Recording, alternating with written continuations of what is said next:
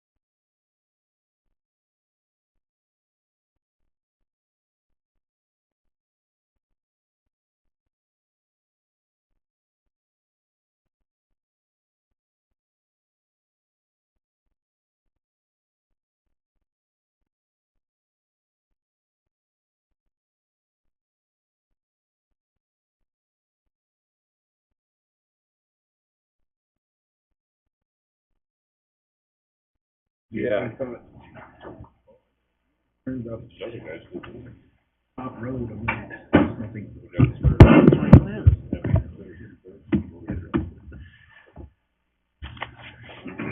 Okay, I'd like to welcome everyone out this evening to our regularly scheduled City Council meeting. It is Tuesday, December 5th, and the time is just after 6 p.m. We did have a workshop prior to this meeting in regards to an update report on the classification and compensation review study that's been accomplished by our HR department. Appreciate them, all the time and effort they put into that, and making sure that we are fairly compensating our employees and taking care of them. So we appreciate that report and the information that was given. No decision was made. It's for information only as we do move forward in that regards. We will begin this evening with an invocation offered by Reverend Roger Yadon, I believe is the name. If I butcher that, I apologize, from the Calvary Temple. If you please come forward for that, and if the audience please stand for that, and then remain standing for the Pledge of Allegiance to follow.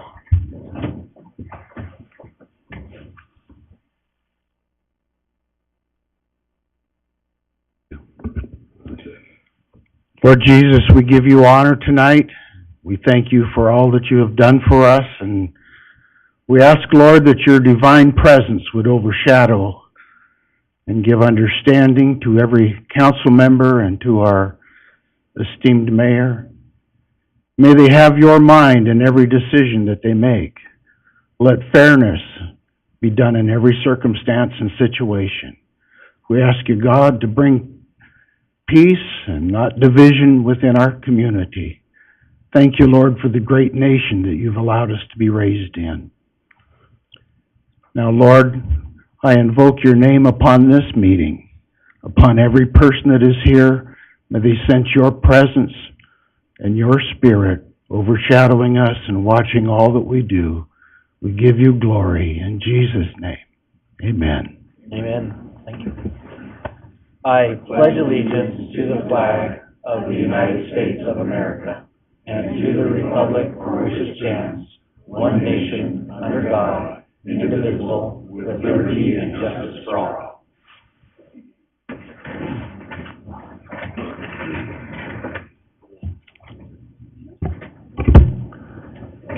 Okay, thank you so much for that wonderful prayer. We really do appreciate that, and for you being here with us this evening. So that will lead us into our roll call. Madam Clerk. Jody?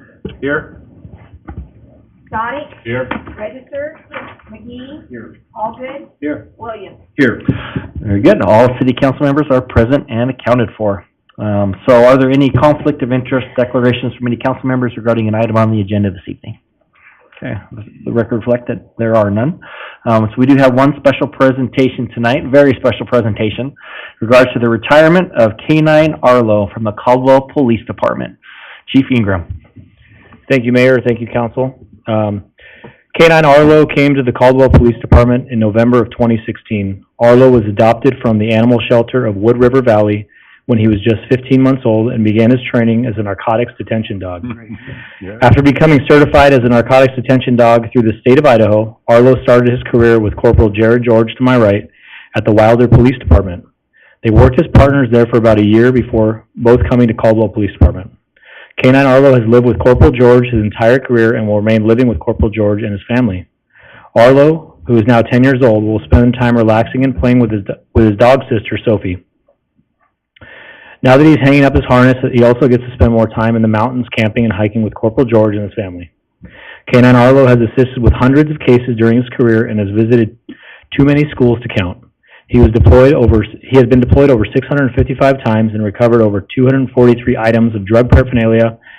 In the past 75 months, K-9 Arlo was responsible for the seizures of over 374 grams of marijuana, over 203 grams of methamphetamine, and over 11 grams of heroin. Over the course of his career, his alerts have resulted in many arrests and subsequent convictions, making the city of Caldwell safer for all. Congratulations, K-9 Arlo, on your retirement. Enjoy more belly rubs, and we appreciate your dedicated service to CPD.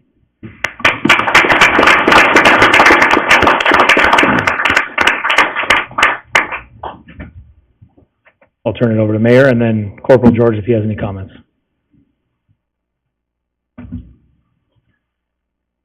Thank you, Chief, and I'll just take a minute and then we'll turn it over. So we do have a special presentation for the retirement of Caldwell Police Department K-9 Arlo, effective December 5th, 2023. So I will read this. So as whereas Caldwell Police K-9 Arlo has served the city of Caldwell as a narcotics detection K-9 since June 2017. Over the course of his career, K-9 Arlo has been partnered with Corporal George. During his nearly 6 years of service, he has been assigned to the Patrol Bureau. And whereas due to age and ongoing health conditions, Caldwell Police Department is requesting that K-9 Arlo be honorably retired from service.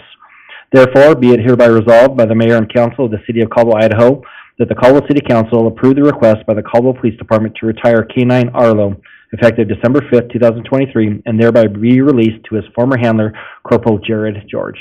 So that is for you, and then also we have this, so everybody can see, plaque, if you can see that picture of Arlo up on the screen for his wonderful service for our community. Oh.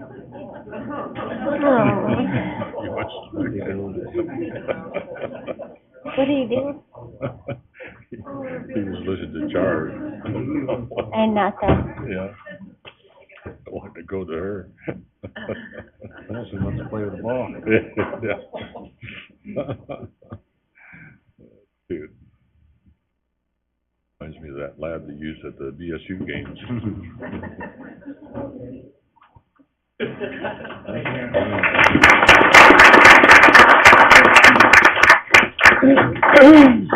I think he's excited for retirement, it looks like. So, but yes, we appreciate the service that our canines do for our community, the great bond that they have with their handlers as well. So it's a special thing for that, so we appreciate that.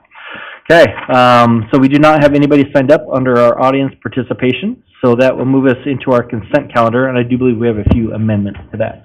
Mr. Mayor. Yes, Councilor Doty. I'd like to make a motion to move item number 9 and number 11 from the consent calendar to new business for further discussion.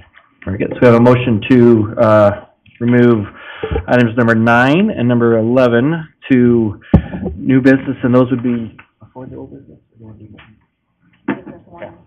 So those would be new business items 1A and 1B for that. Do we have a second? So we have a motion from Councilor Doty, second from Councilor McGee for that amendment. Any discussion? All those in favor say aye. Aye. Any opposed? So that motion passes.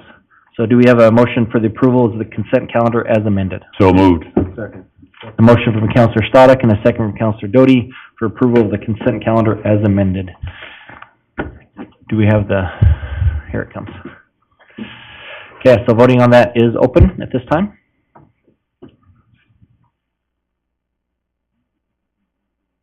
Gotta warm them up.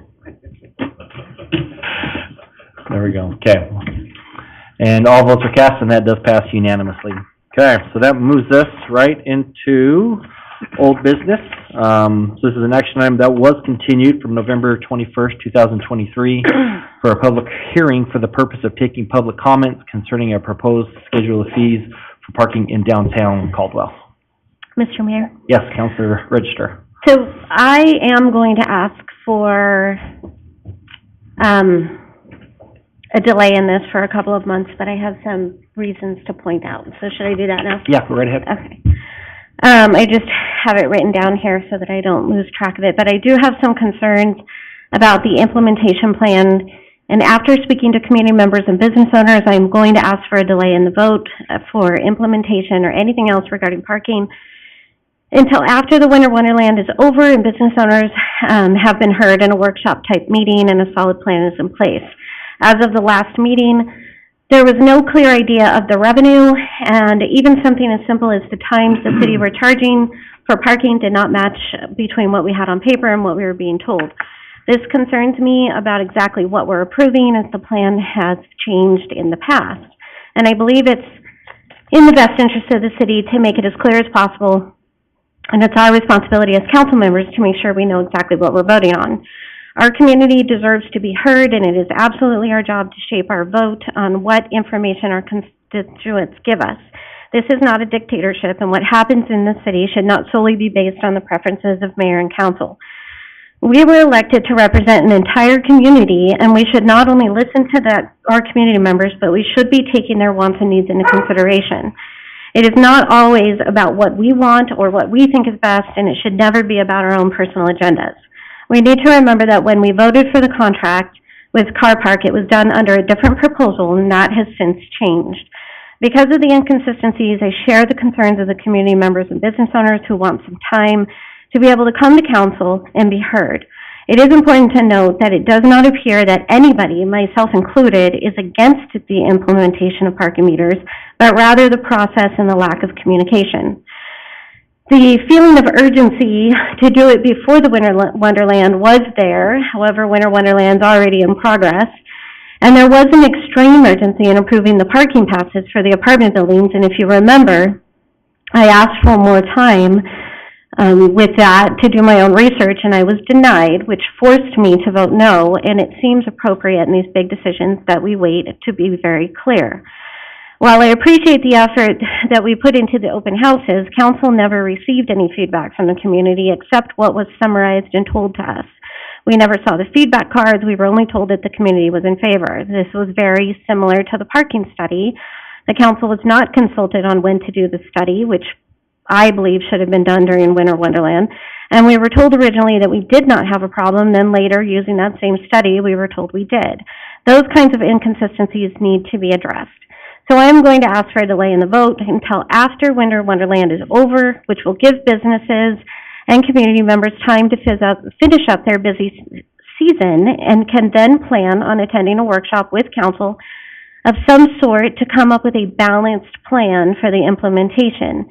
If there is a concern that within the next 2 months that the apartments will all be rented and the commercial businesses will all be in place and none of those people will park in their assigned areas and take up street parking, they can still enforce the 3-hour parking ordinance we already have in place. Again, I have not heard anybody say that they are against the implementation, but rather the process in which it's happened and what seems of a lack of communication and a solid balanced plan. I have spoken to several business owners who are asking for time to be heard. I believe we should allow them to be heard before the implementation is voted on. There is no reason why we can't wait a couple of months to get their ideas and to get their questions answered, because I have questions too. So let's answer the questions first. We had a similar issue with the airport lease hangar owners. We sent them back to come back with a plan, and they did. And what that did was, when they returned with an agreement, everybody walked away with a win because there was a balance. So I am not comfortable voting yes tonight because of the amount of unanswered questions and lack of balance. If the vote is pushed tonight, like it was with the parking passes, it will force me at least to vote no and potentially break the contract we're in, whereas time will allow important conversations to take place that can assist towards the implementation of meters. Forcing a vote tonight is irresponsible. I am aware that the argument to this will be that they've already had time to be heard. The point I'm making is that several of them are saying they did not know about the meetings or could not be there. It doesn't matter if the meetings were announced on the website, because not everybody checks that, or social media, especially if they're busy running and managing a business. Even I, as a city councilor, didn't know about the second open house until the day of. So there's no reason why somebody couldn't have walked the 5 blocks and handed out a flyer to make sure everybody was there.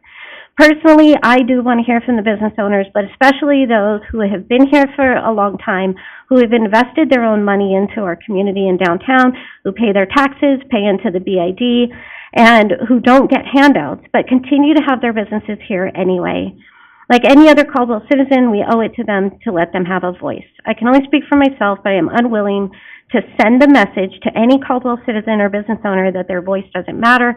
And if we push this tonight without hearing them and having a solid, balanced plan in place, that's exactly what you're telling them. All I'm asking for is the balance. A couple of months should not be a problem to wait that out. And again, if we push that tonight, or if we do not allow the business owners or community members who want the chance to speak in a workshop type setting where they can be heard, we are only showing them that we don't care, and we're better than that because everybody here does.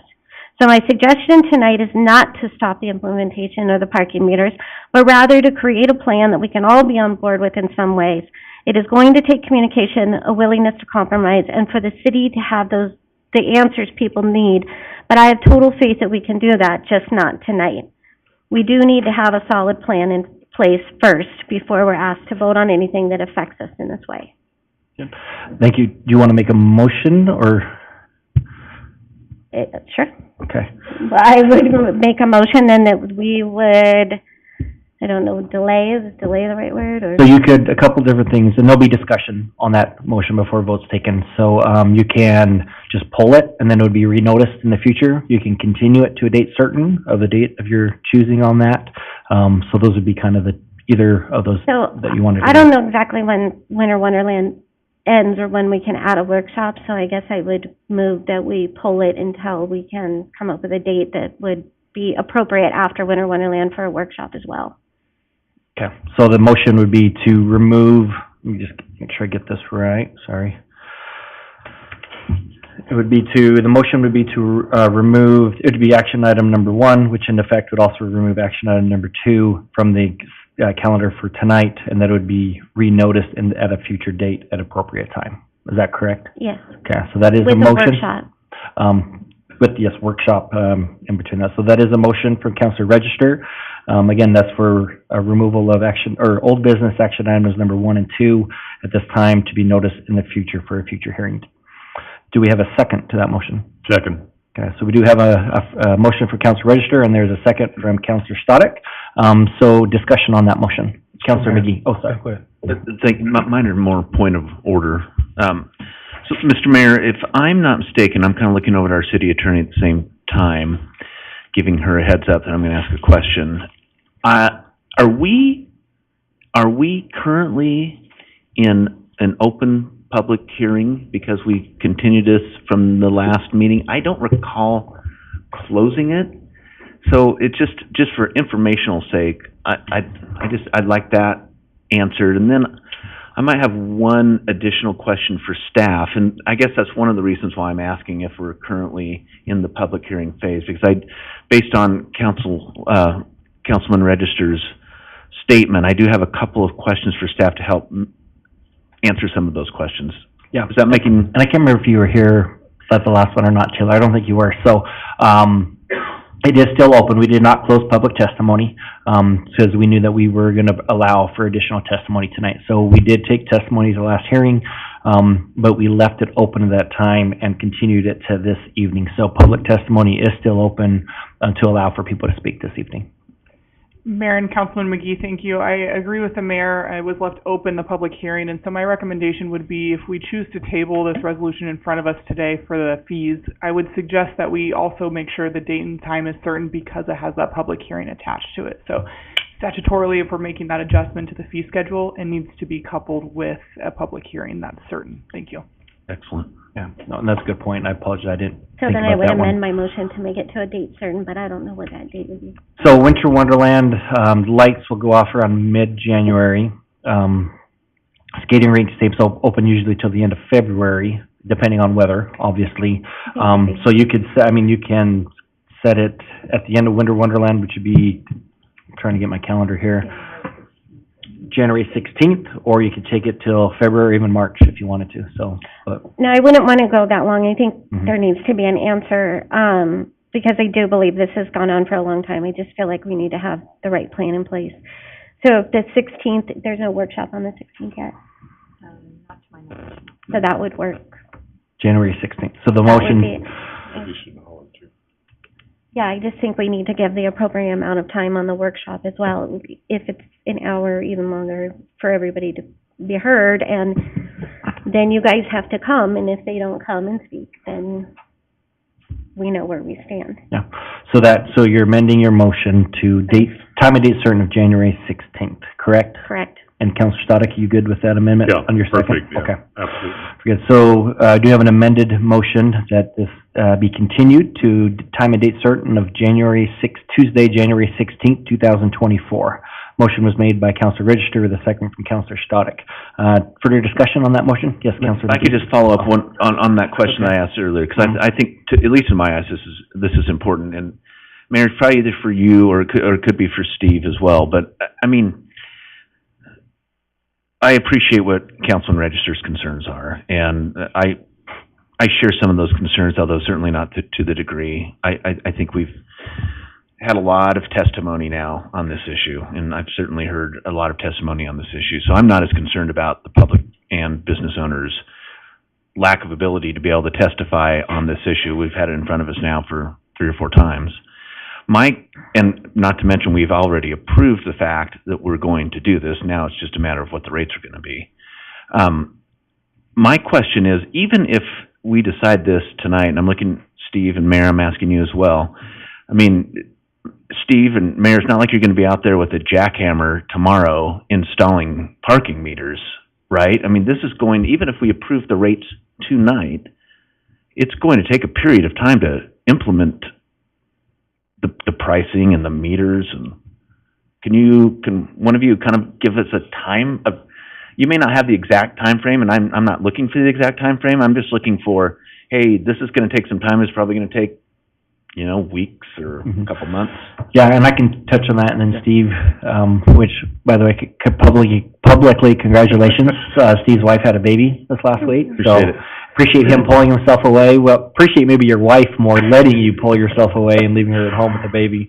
So I did have a discussion with Mr. Wolf, who is here this evening as well. I'm sure we'll be able to speak later on about that exact same thing, and kind of said, that we're in process of ordering, kind of put the brakes on that, kind of see how things go. And so let's kind of see how things go tonight. And I told him too, it's, there's really not, kind of like Councilor Register mentioned before too, that Winter Wonderland is, a couple weeks in on that, so there isn't that rush to get that in. And so if it did move forward tonight, and let's say if it was approved, then that timing of those could be determined by council, as well as far as when those want to be implemented and put in would be within, the next month or so.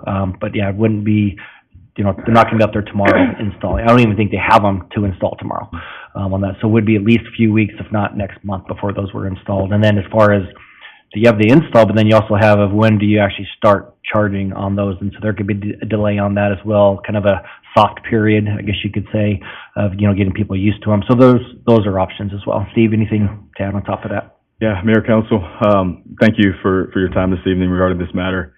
I can concur that is indeed the case. There is some lead time with regard to signage.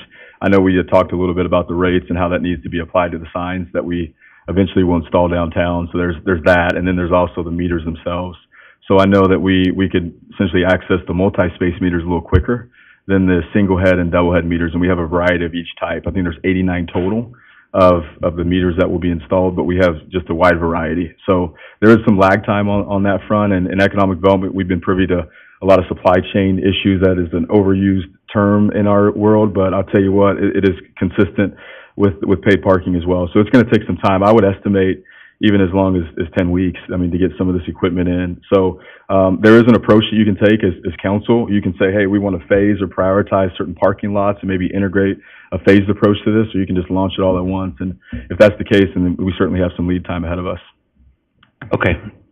Thank you, Steve, and thank you, Mayor. So, in other words, and Mayor, I think you said this, but I guess I want you to restate it, and then you know how I am on these questions. I kind of do them on purpose. But what I'm hearing is if the council decided tonight that we weren't going to implement this until after Winter Wonderland, that's a perfectly acceptable motion. Is that? Mm-hmm. Yes, I would say Okay. so. Attorney Can I appears to agree. Respond Just to one that? second, we'll let him finish up, and then we'll, Yeah, thank you, Mayor. And again, I appreciate the information. That's kind of what I thought. That's one of the answers that I need, that if we were to decide this tonight, I think Councilman Register brings up a legitimate point. I have heard from some business owners about their concern that we would try to implement this during the middle of this holiday where we have hundreds, if not thousands, of people down in our downtown every night, and the confusion that might cause. But to me, that alleviates at least that part for me, that would create this confusion during this high volume time. So I appreciate Steve and Mayor the answer. Actually, over 34,000 people on Winter Wonderland weekend alone, so pretty phenomenal. So, Councilor Doty, and then we'll get to you, Okay. Councilor Register. I'll just say that I concur with Councilor McGee. I would say that the 3-hour parking issue doesn't really resolve anything. It's antiquated, it's not effective, it's not efficient, it's labor intensive. We don't have the staff, we don't have the software, we don't have any way to collect those fees if that were to occur.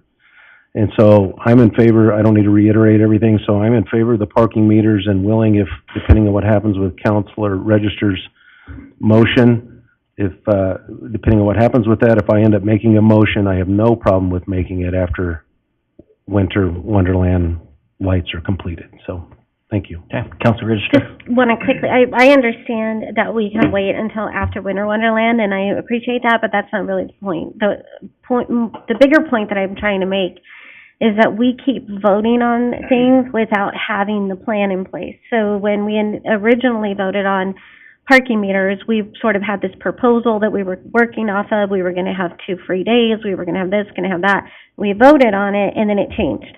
And so what I'm trying to get at is not bringing a vote until we have an absolute plan in place that's no longer going to change after we voted, and that the people who feel like they have not been heard have a chance to be heard. So it's really not going to change, because I don't think that there's a huge protest to the parking meters themselves. It's the process and the communication part of it. So if Councilor Doty and Councilor McGee are okay with implementing it after Winter Wonderland, and all we're saying is let's give everybody a chance to talk, we're really kind of on the same page about timing anyway, but giving people a chance to talk, be on the same page, everybody walks away from the table with a win, and that's kind of how I think city government should work. I just don't think we should be telling people that they shouldn't be heard. Any other discussion? Yes, Councilor I think Doty. we've told people plenty of times, there's been plenty of meetings for people to be heard. So I don't think anyone on the council is saying that we shouldn't listen to our community members. I do think that after talking to some of the business owners as well, those that are in favor of the parking meters are very apprehensive to get up here in public and say they are in support of the meters because for fear of losing business. So I think there's been plenty of opportunity for people to be heard. I think that the plan was adjusted according to the feedback that we received. We approved the plan at our last meeting and the zones in our last meeting, so I'm ready to move forward. Thank you.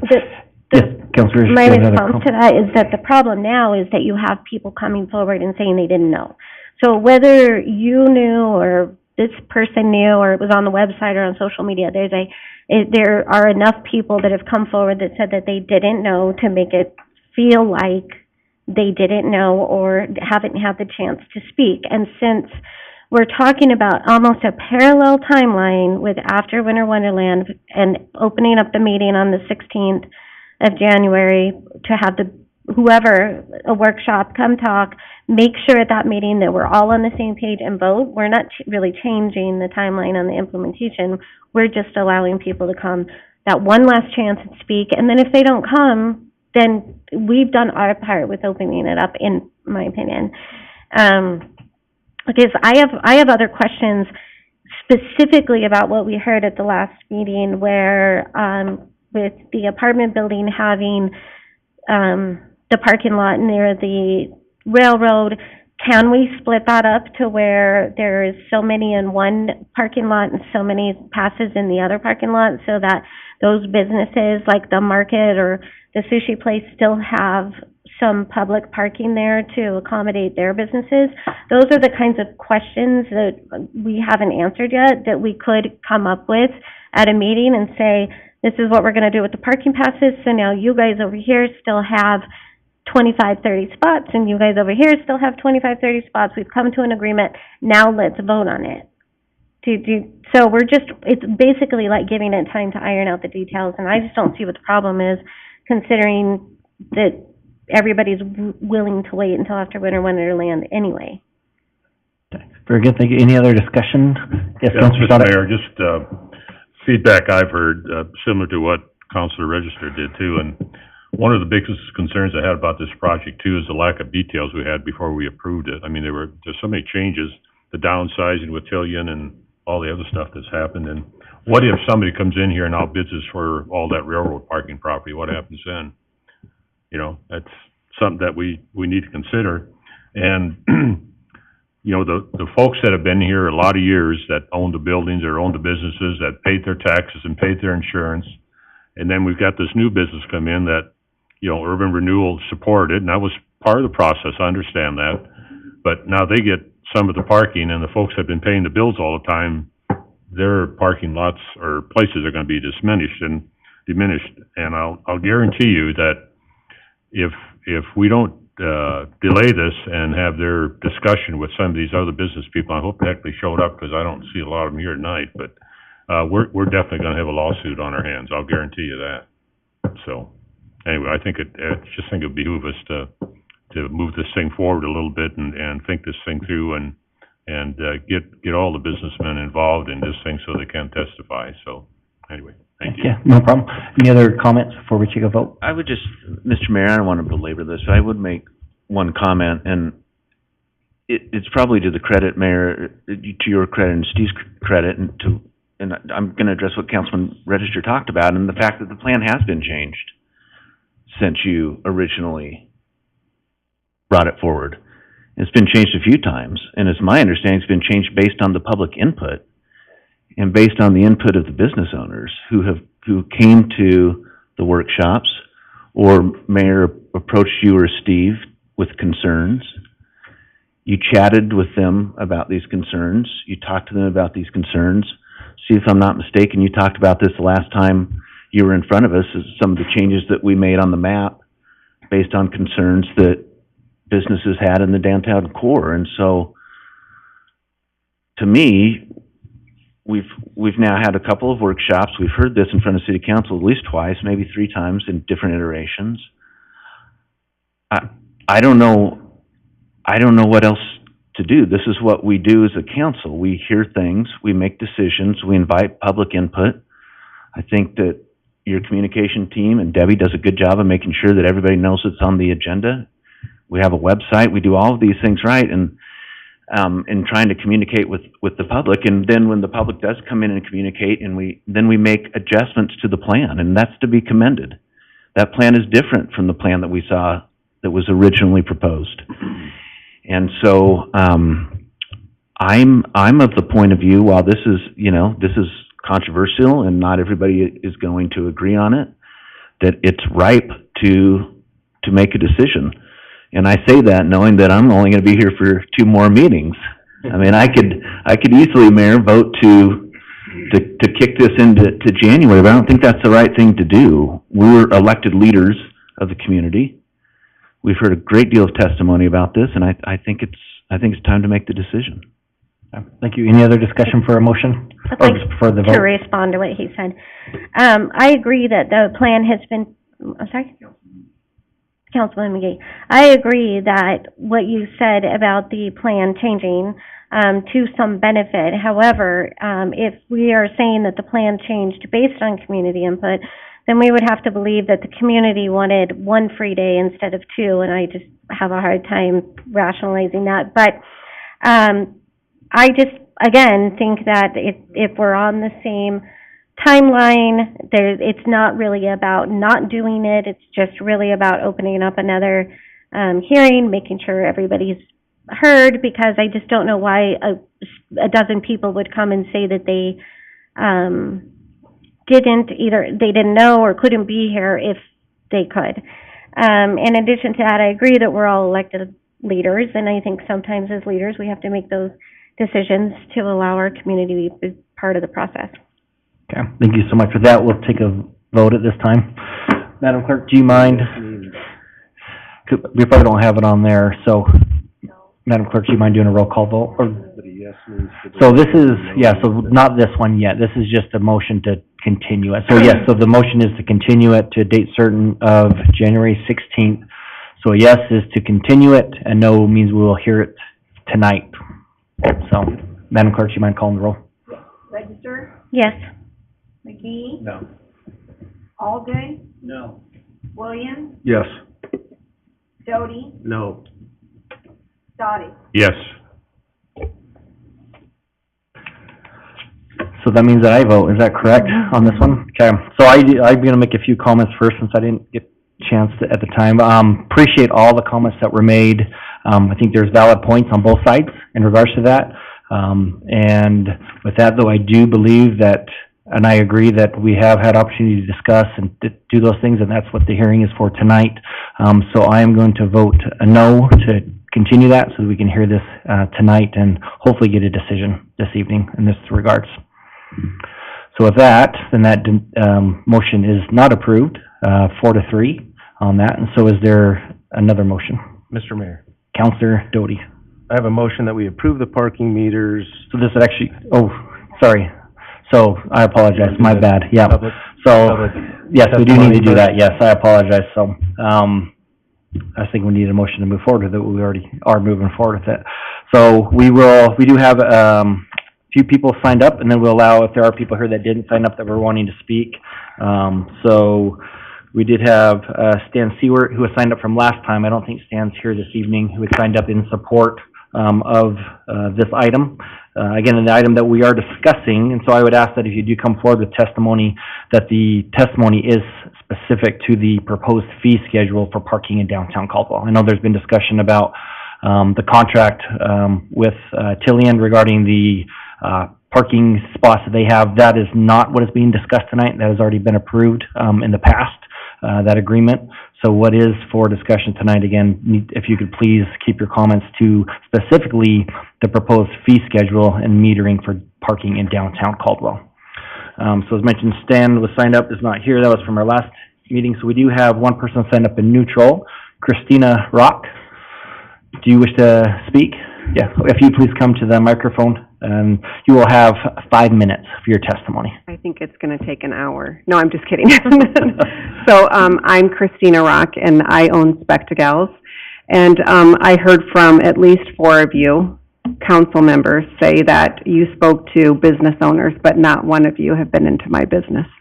Not one of you asked me how I felt about it. And I would like to ask why. And so that's very concerning to me, that as council members, that you would not ask me. I'm a business owner here, right? So, with that being said, I am neutral about it. I grew up in a big city. I grew up with parking meters. It was never anything that I ever thought twice about. But I will say that in my business, 70% of my client base is elderly. It takes a while for them to choose eyewear, and we do lenses. And so that is going to take a little bit. So if I don't know what the schedule is, but I will also say this, that I think parking meters is not a bad idea. What I do believe is that it was jumped on too fast. I have clearly known that there was an issue with parking because every employee in downtown parks in front of their building or around the corner from their building. Had we not, actually, if we would have just stepped back from it for a minute and said, hey, Let's actually enforce the 3-hour parking. I hear also that we don't have the money to do that. I can appreciate that. The funds come from different places, and you have to regulate that. But my goodness, guys, we have people that have parked there all day long, and we've done nothing about it. And so we went from that to now we're going to put in parking meters, which in fact, if we had done something about that in the beginning, I don't even think we would be here right now, because it's that big of a deal that too many employees are parking in front of their buildings, not allowing. Now, why they do that, I don't know, because it's not allowing customers to come in. And then I have heard from the community on social media, and they are saying loud and clear that they're not happy with this. I think it's a lack of knowledge, a lack of education as to what does that mean for them, because it shouldn't be anything to be afraid of, but they need to understand what it is. And because my initial thought is, if you are really going to say you're not going to come down and patronize our building or our businesses because you don't want to pay 50 cents or a quarter or a dollar, that's very, very sad, because it would shut our downtown down. And we don't want that again. I'm new to this area. I moved here from South Carolina 12 and a half years ago. I love Caldwell. I want to be a business owner in Caldwell, but I think we went too fast. Now, in the terms of the parking, I just feel like there needs to be an organized layout of what that's going to look like so that the people of our community can understand and prepare for it. In addition to that, we have some construction that's going to happen on the highway or freeway. I don't know what we call it around here. Is it highway or freeway? But anyway, so that's going to affect our businesses too, right? So if we push all of that in with all these other obstacles, that's going to be super frustrating. And that's all I've got to say. Thank you. Thank you so much. Any questions? Just a comment, Mr. Mayor. Yeah. I appreciate your comments. I don't think we've rushed it. It's been several months that we've worked under this. I believe that there's a plan in place, so I am ready to make a motion whenever you are. Or do we need to close the public hearing? We do have a couple others, and I apologize, Mr. Jenkins came away from his baby so he could also speak to us. So, Steve, do you mind just coming forward on that? So I just present any information that you have or have been able to glean over the last, because I know at the closing the last one, we wanted to get a little bit more research, more information on that. So, Yeah. Do you mind just taking a couple minutes? I apologize that I forgot to get you up here first. Thank you, Mayor and Council. I certainly appreciate it. And I have one of my sons with me, Kyson. He's 8, so that gives me a few brownie points at home. You know, bringing one here, so I'm in the clear. But Emmanuel, if you wouldn't mind pulling up that PowerPoint really quickly, I'm going to show you also just a couple slides, and I'll do it as expeditiously as I can, knowing that there's a lot of testimony behind me. So don't want to hold anybody up with regard to this. And if you can go to the next slide for me, really just wanted to kick this off and reiterate our historical background. And Mayor, you had alluded to some of this, and Councilor Doty as well, and just some of the workshops that we've had. That inventory, occupancy, and future needs parking study was completed on July 19th by Kinley Horn. And then we had an open house held on September 28th, and then also November 6th. I failed to mention on this slide that we had a BID meeting as well on November 13th here in this room. And then we had a City Council workshop on October 3rd to present the results from the first public open house. We contracted with the car park in August of 2023, and then we had recurring weekly Wednesday meetings with the car park beginning on September 6th, 2023. So the lines of communication from the staff standpoint have been quite strong with the car park and our parking management partner. And Jeff Wolf, their CEO, is here tonight to help answer any additional questions you might have. But if you go to the next slide for me. Our parking goals, as explicated in our agreement, was to support the city's city center by making parking more readily available to encourage economic development. Really what that means is to make sure there's parking available so that folks that want to patronize businesses downtown can actually park downtown. So that's the goal. Thank you, Alex. Appreciate it.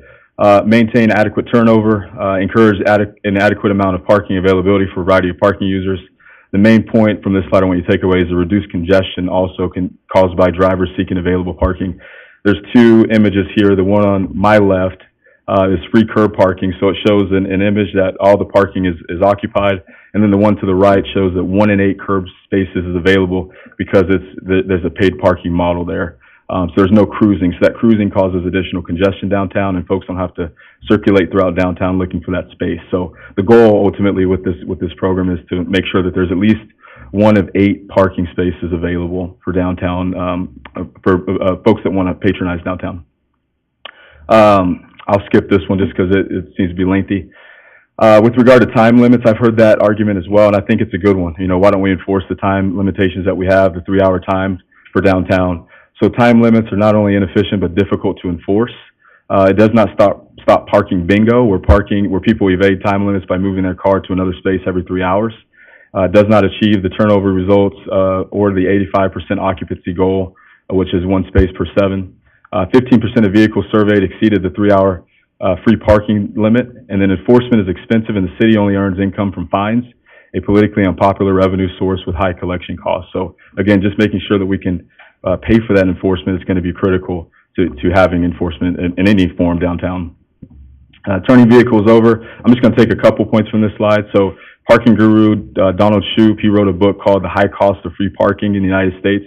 So the USA, we spend between $102 to $374 billion on free parking, and that comes at a cost because we have to maintain the parking as municipalities across the country.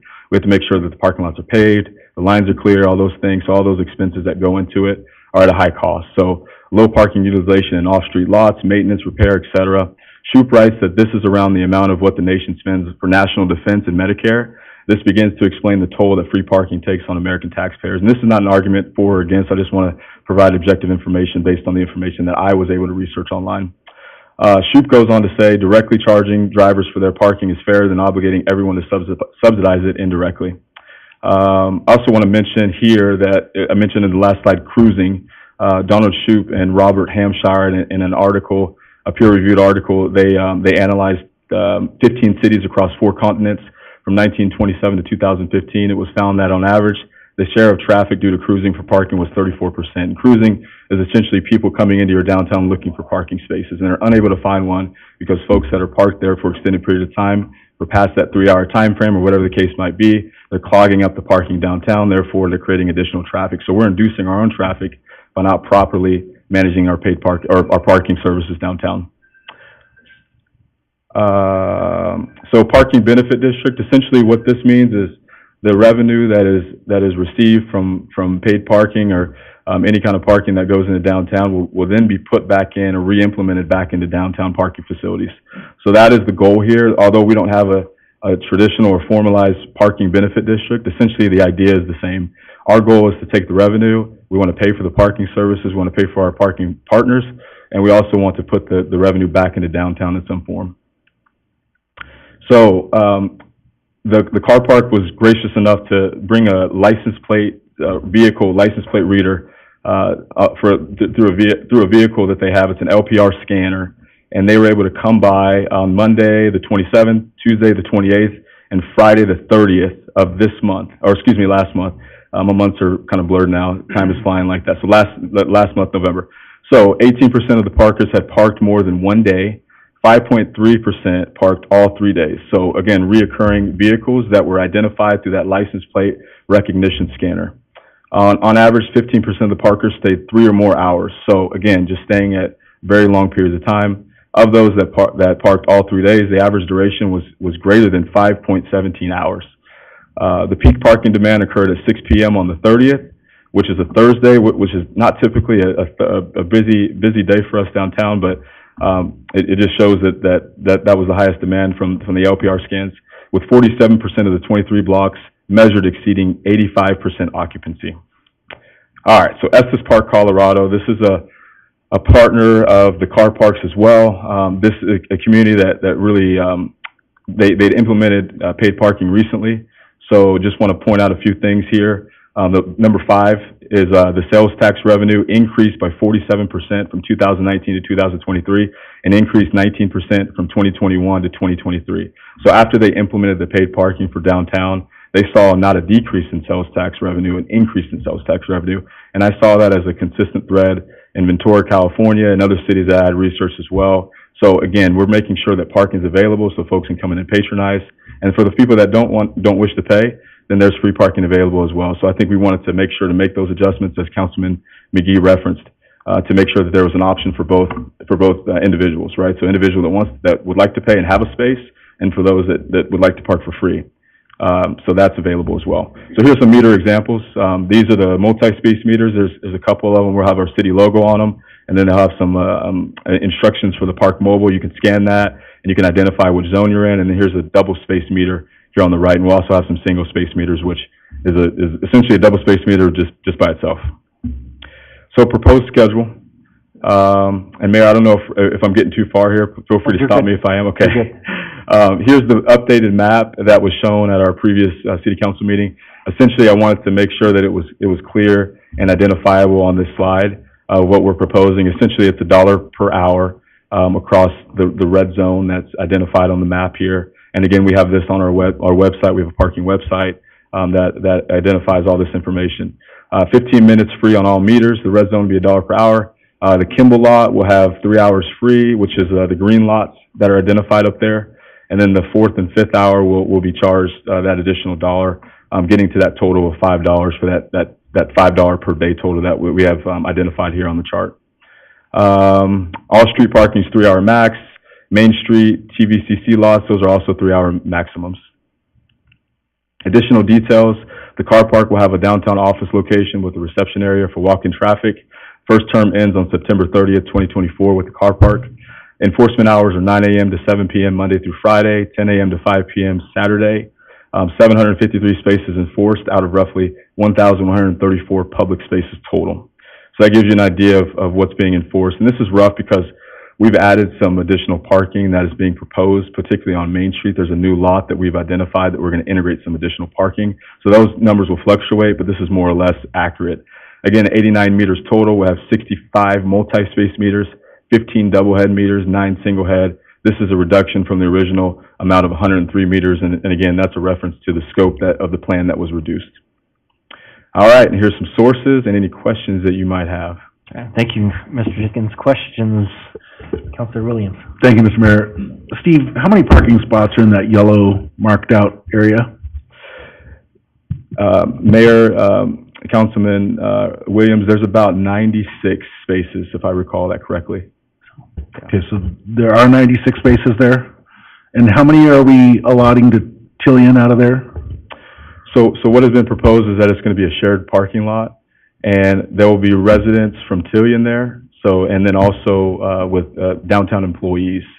So we have 47 permits that we'll be able to allocate to downtown employees that will also be able to park in that lot. So it'll be permit only, but available for the Tillian residents and downtown employees. So I'm sorry, I'm slow here. There's 96 and we permitted 50 to Tillian in the yellow zone there? So we didn't dedicate any spaces, just the permits. Permits. How many permits then are we giving to Tillian for the yellow area? So that area is accessible to Tillian, but also the Kimball and Albany parking lot.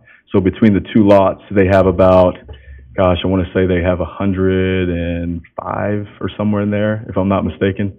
So, but they'll be able to park between that lot and the lot that's on Kimball and Albany.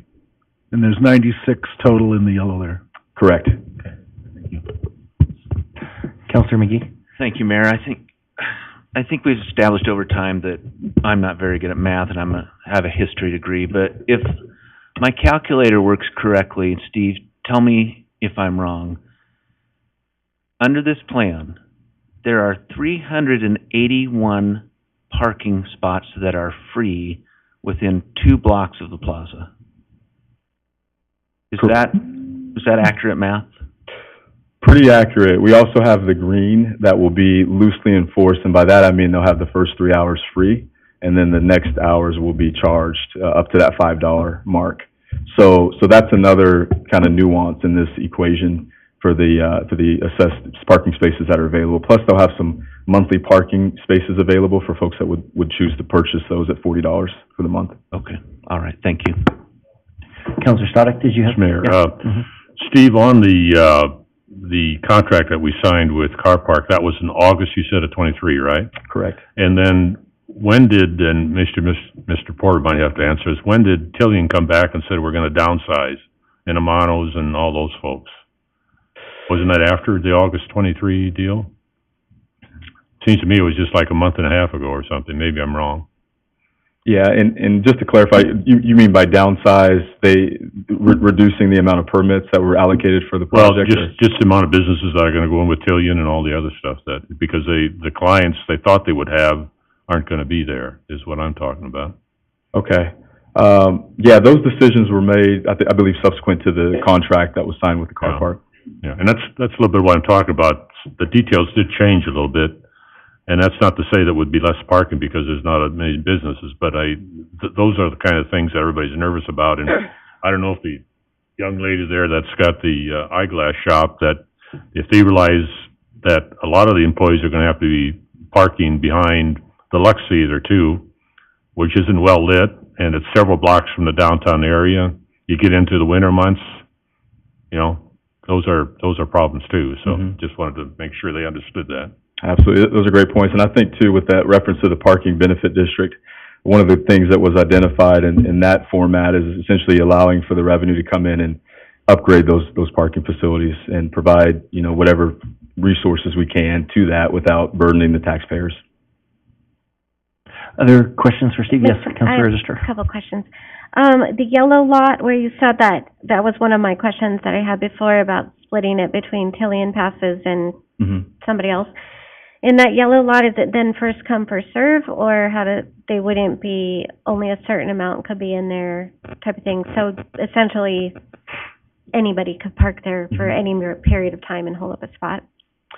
Yes, so it would be allowable for folks to park there as provided they had a permit. So if they have a permit that's been allocated, then yeah, it would be a first come, first served. The idea is that there would be more or less an 8 to 5, you know, workday shift, and then folks that were residents would be coming home from work, and there would be some overlap there. Okay. And then my other question, are you going to address the revenue? Like how much the city's going to be making in that, or is that? And I appreciate the presentation. Like I said, I don't think anybody's against the parking meter so much. It's like the plan, like we talked about, or the consistencies with it. So I'm kind of curious, like how, I know we're going to talk about fees, but how do we lock that in where we say, okay, at this yellow lot, there's so many passes that go in there without it changing after we vote on it like it has in the past. That's the only concern I've heard is the process and locking it in. So, I guess what I'm curious about revenue-wise is when they came by with the camera and they noticed a certain amount of people were parking there for however long, there were a bunch of green spots in there too, in the slide. And so are those spots that weren't used? And then how are we calculating it based on every spot being full for the entire 8 hours, or how does that work? yeah, my understanding is that they base the revenue projections off of cities that they have worked with across the country and given us an idea of what we may be able to anticipate. They also looked at the details of the parking study just to understand what our occupancy rates were and how frequently the parking stalls were occupied at certain thresholds. So they provided that, and I'm happy to circulate that if it hasn't been shared already. I do know that we looked at the model for $1 per hour and also the reduced rate of 50 cents per hour on Saturdays. And I know that the 50-cent theory or the idea that we would do that, it fell short just because it was one that we didn't believe that it would allow us to have the enforcement on that day and to pay for it fully. There is quite a reduction once you do the math on some of that. So I guess my question though is, even at $1, whatever it is that all 8 hours filled in every single spot, or have they made concessions for people not being there, or for every parking space not being filled for the entire 8 hours? Yeah, they did it on a model that shows some fluctuation. So not fully occupied at the 85% threshold, which is the desired occupancy. Okay, thank you. Absolutely. Other questions for Steve? Counselor Mr. Williams? Mayor, so is our exhibit in our packet correct, or is your slide correct? Because we still have the 50-cent rate in our exhibit. And I do have a concern about that because we determined that was going to essentially end up costing us money by the time we're paying fees and if there's any credit service fees. Which one are we potentially voting on here, Steve? So I threw that 50-cent reduction for Saturdays out just as a suggestion, as an idea. This is the one that we're voting on, so $1 uniformly. We have a model, a revenue generation model based on both. And from my understanding and my recollection of it, and Jeff Wolf is here from the car park to correct me if I'm wrong, as well as the mayor, but I believe there's a reduction of about $20,000 annually if we were to do that 50 cents on Saturdays. So the idea is just to keep it consistent at $1 to make sure that we're whole. Okay, So, I guess, so the exhibit is incorrect. So the one that's on the screen that Steve is showing is, yes, the correct one. Thank you. So, And I just want to respond to that. I think that's been the problem, Mhm. is the inconsistencies between what we have in the exhibits versus what we're being told versus what's changing. What about this? What about that? Which is why I will implore you one last time to allow that workshop and meeting I don't know how it works now with that, motion being off the table, but doing something to make sure we're all on the same page. other questions for Mr. Foltz? Mr. Jenkins. Thank you for that compliment, I appreciate that, Mayor. He's a good man, he's a good man. Yeah, I appreciate that. The other Steve.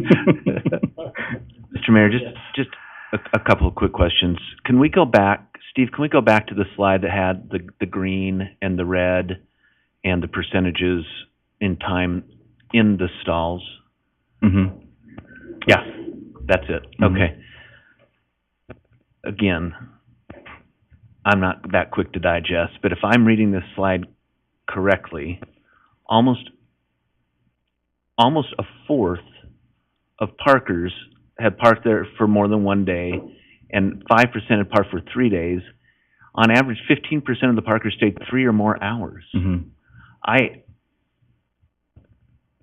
could tell you as a city council member, and I can't speak for everybody up here, but if there's one thing that I've heard about over the last 4 years, it's parking, right? And I can't speak for everybody up here. But that is the one thing I hear over and over and over again. And I'm a little bit surprised by the length of time that people are parking in these stalls. I haven't been to Christina's store. I don't know that I'm her ideal customer, but I do go downtown a lot, and my wife goes downtown a lot, and we bring our kids. And we spend a lot of time down there, and I don't recall ever being down there in a single stall for more than, an hour or two. So this is this is interesting information, I guess, to me. Mm-hmm. And I do want to say, I want to make that point. In my 4 years in the council, and again, I won't speak for everybody, but parking is probably the one issue I've listened to the most, or I've heard the most discussion about. And so the fact that we're trying to address it, I think, in a fiscally responsible manner, is very appropriate for tonight. And so, Steve, and Mayor, I might ask you too, because you've been on the council for a while as well. Steve, you're one of our senior administrators now. To me, in my 4 years, I'm trying to think of another issue that I've heard more public testimony on, either officially or in a coffee shop or at lunch, than parking. And if you've got an answer for that, I'd like to hear it, because I can't think of any single issue that I've heard more about than parking. And so the fact that we're trying to address this now, I think, is very responsible. So I guess the rhetorical question, if you have some zinger answer that we've heard more about something, I'll take the heat. But I've heard a lot about parking. I've heard a lot about the pool, and we handled it, but we did it in such a way with the community. I mean, I think we listened to the concerns and we did it. And again, I don't think anybody's really against the parking meters or against what it does for the community or in disagreement at all. It's literally just giving it a month to have a conversation. Any other questions for Steve this time? Mr. Mayor, just dovetail off of Councilor McGee's comments there. When I first served on the council back in 2015, we talked about parking then. And that's when we should have put a parking garage in my opinion, but we didn't do it, and that's the way it is. But it goes back that far, so. Agreed. It's been a long time. Yeah. Would have saved a lot of money if we would have built it back then than today if we knew what costs we're gonna do. So, okay, excellent. Thank you so much, Steve. Really appreciate that. Mr. Wolf, do you mind coming forward and maybe just take a few minutes, and be able to answer maybe a few questions? Exhibit up though, Yeah, since that's I'll leave the that. correct Yep. exhibit, Mhm. because, thank you, Mr. Mayor, I'm sorry. No, you're good. So, keep going. Right there, perfect. Okay. And if you could limit it to 5 minutes or less, so. Well, I really don't have any prepared remarks. I spoke last time, more than happy to really answer any questions you might have on some of the things we did last week or anything else on the parking. I mean, I've heard a lot of, issues go back and forth. I'm more than happy to try to clarify anything I can, so. Yes, Counselor Alden. Good evening, sir. Appreciate you Good being evening. here. You, give me a rough estimate of how many car parks you supervise around the country. Over almost 500. Out of 500, have you ever seen a city install parking meters and then determine it was wrong and pull out the parking meters? How many have you seen with that? I have seen it in the 70s and 80s, in that time period. I've not seen it since. So when these parking meters have gone in, the 400 to 500 that you manage, they have maintained, they have paid for themselves, they have been an ongoing thing? Yes, sir. Any other questions for Mr. Wolf? Counselor McGee? Just a quick one, since Mr. Wolf's here, and I want to go back to Counselor Williams' point, because I think it's a really important point that he brings up, and that is, at what rate do we set this to where it's break even or it's for profit? And Mr. Wolf, I'm not trying to tell you how to do your business, but you've done 500 of these. Yeah.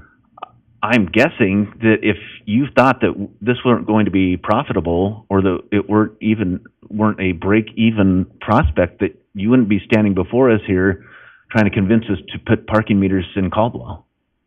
Well, to me, revenue's obviously a piece of it.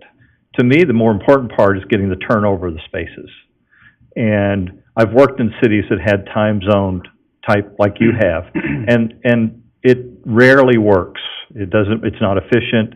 You only give out fines, and those cities have gone to the paid parking program to control the parking and to create the openness. Because again, as I think we talked at the last session, the last thing we want is downtown Caldwell to be perceived as a parking problem, and people won't come here. And that's really where I'm at. We set the rates based on, or recommended the rates to Stephen, and that would effectively do that. And again, I think the goal is to have that 85% of the spaces open.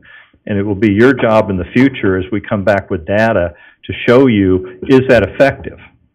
Does the rate need to go up? Does the rate need to go down? And again, I think that's the way. This is a dynamic system. And I think you have to continually look at it, and after the first year, come back with data and show you how successful it was. Any other questions? Councilor Williams? Mr. Mayor, thank you. And if I understand correctly, it'll be the car park that will be doing the enforcement even on those yellow and green zones, is that right? Yes, sir. So help me understand how your enforcement officers will know how many of those cars in that yellow zone have the Tillian permit, and when they've reached the maximum they can in there to prevent any more from coming in. Sure. And how many of the employee permits, how does that work? Well, what we do is we get your license plate. And the great beauty of that is if you had 5 cars, we can put all 5 cars in the system. And we can go through, and if you're only allowed one at a time, we'll check, and if only one's there, you're fine. If that car, if there's 2 cars, we can give it a violation. So it's all electronically now. It's all uploaded in the cloud, and it's real time. So when you pay a meter, for example, and you put in your license plate, we know within a few seconds that you paid. And when that car goes down the street and sees that license plate, it says, oh, that one's paid, we just keep going. Mr. Mayor, yeah. So how will the Tillian residents know that they've met their max in that parking lot and they can't park there, so that they're over the number that are permitted in that lot? We do an inventory. So each lot, each zone is we have the number of spaces, we have what's allotted there, and we can just program that into the violation system. I understand. If I'm a resident in Tillian, though, and I'm going down there to park, and I know I have a permit that allows me, that permits me to park there, how do I know that the permitted spots for my apartment building are full at this moment and I can't park there? That one I'm not sure, again. So then, when it's over, do they get a fine because they've got more cars in there than were permitted, or how does that work? I don't know the agreement, but again, if that's allowable, we could do that. Yeah, I'm not familiar with the Trillium agreement, so I'm sorry. Yeah, it's an apartment building where we're allowing them a certain number of permits to park in that yellow zone. And I just don't know how we're gonna be able to enforce that so that if all of them park down there, Well, they're that's easy, gonna know. 'cause, again, if we know their license plate, and we know how many are supposed to be in that lot or the maximum, and we go to, if it's 40, and we go to number 41, we could issue number 41 a violation. But that number 41 wouldn't know is my point, sir. And Probably not, no. I'm just No. concerned that, again, we don't have all the details ironed out yet. So I can maybe touch on that real Yeah. briefly. So, the 105 that were allotted is for, the other ones aren't really shown. The yellow lot, the lot, well, maybe I can use this. I'll do it up here. So the 105 are for this lot, what's the count? This lot, and then this lot as well. So 105 for Chilean get to use those 3 lots. Now, could all of them park here? They could, but so let's say that 41. So they're not saying you only get 41 here. You get 105 in those 3 lots. Could all of them park here? Yes. Could all of them park here? Yes. Park there. So the thought is, as those Tillian residents leave for the day to go to work wherever they're at, say it's in Boise or Meridian, then that frees up a spot where one of these businesses could be allotted a parking permit to come in and take that spot during the day. Those are 8 a.m. to 5 p.m. So it's not, it doesn't say you only get up to 50 here, 30 here, and 20 there. It's 105 total within those 3 areas. On that, does that make sense? Sure. And then the 47 that we have to be able to allot to those businesses, would be for that yellow area. So let's say that they did come in there and there's no spots, then yeah, they could go and park at the other ones. The same with Tillian, let's say that they come in and that's totally full, then they would go to one of those other overflow lots, you could say. Mr. Mayor? Yeah. I have a question. So obviously we're assuming that the apartment people are gonna leave and they're not working, or majority of them aren't working from home. But a question, so with those permits, for the apartment and then the downtown businesses, are they allowed to stay overnight? So it's regular business hours, is what it says, so 8 a.m. to 5 p.m. That would be the only time that they would need the permit? That they would be, that those 47 permits that the city has ability to, or hand out to those businesses would be 8 a.m. to 5 p.m. in that yellow lot. Okay, so the business people, or what is allotted to them, they could be there between 8 and 5, but the apartment owners can park there overnight and just leave their car there indefinitely, never have to move it as long as they have a pass. I believe so. So they could, do we have a plan as far as like abandoned vehicles, if there's a car broken down and they have a pass for it and they're just leaving it there, it becomes unsightly or problematic? But my other question is, how often will you be checking the lots and parking spaces? Usually we start around 9 o'clock in the morning and, go till the time that the expiration of the time that Do you've you go set. out like every hour? Yeah, Do about you go every out hour a couple or so, hours? yeah. Okay. Yeah. And then, there was this rumor circulating, so I'm just gonna address it, that people from the car park were actually saying that they felt like the city was rushing it, and that we didn't have a good enough plan in place. I'm guessing that wasn't you, but that was something else that had come up, and again, just total rumor. Yeah. But I was curious if there was any validity to that we, because it kind of keeps changing, or because we don't really have all the details locked in, because we still have questions, Sure. because the community still has questions, do you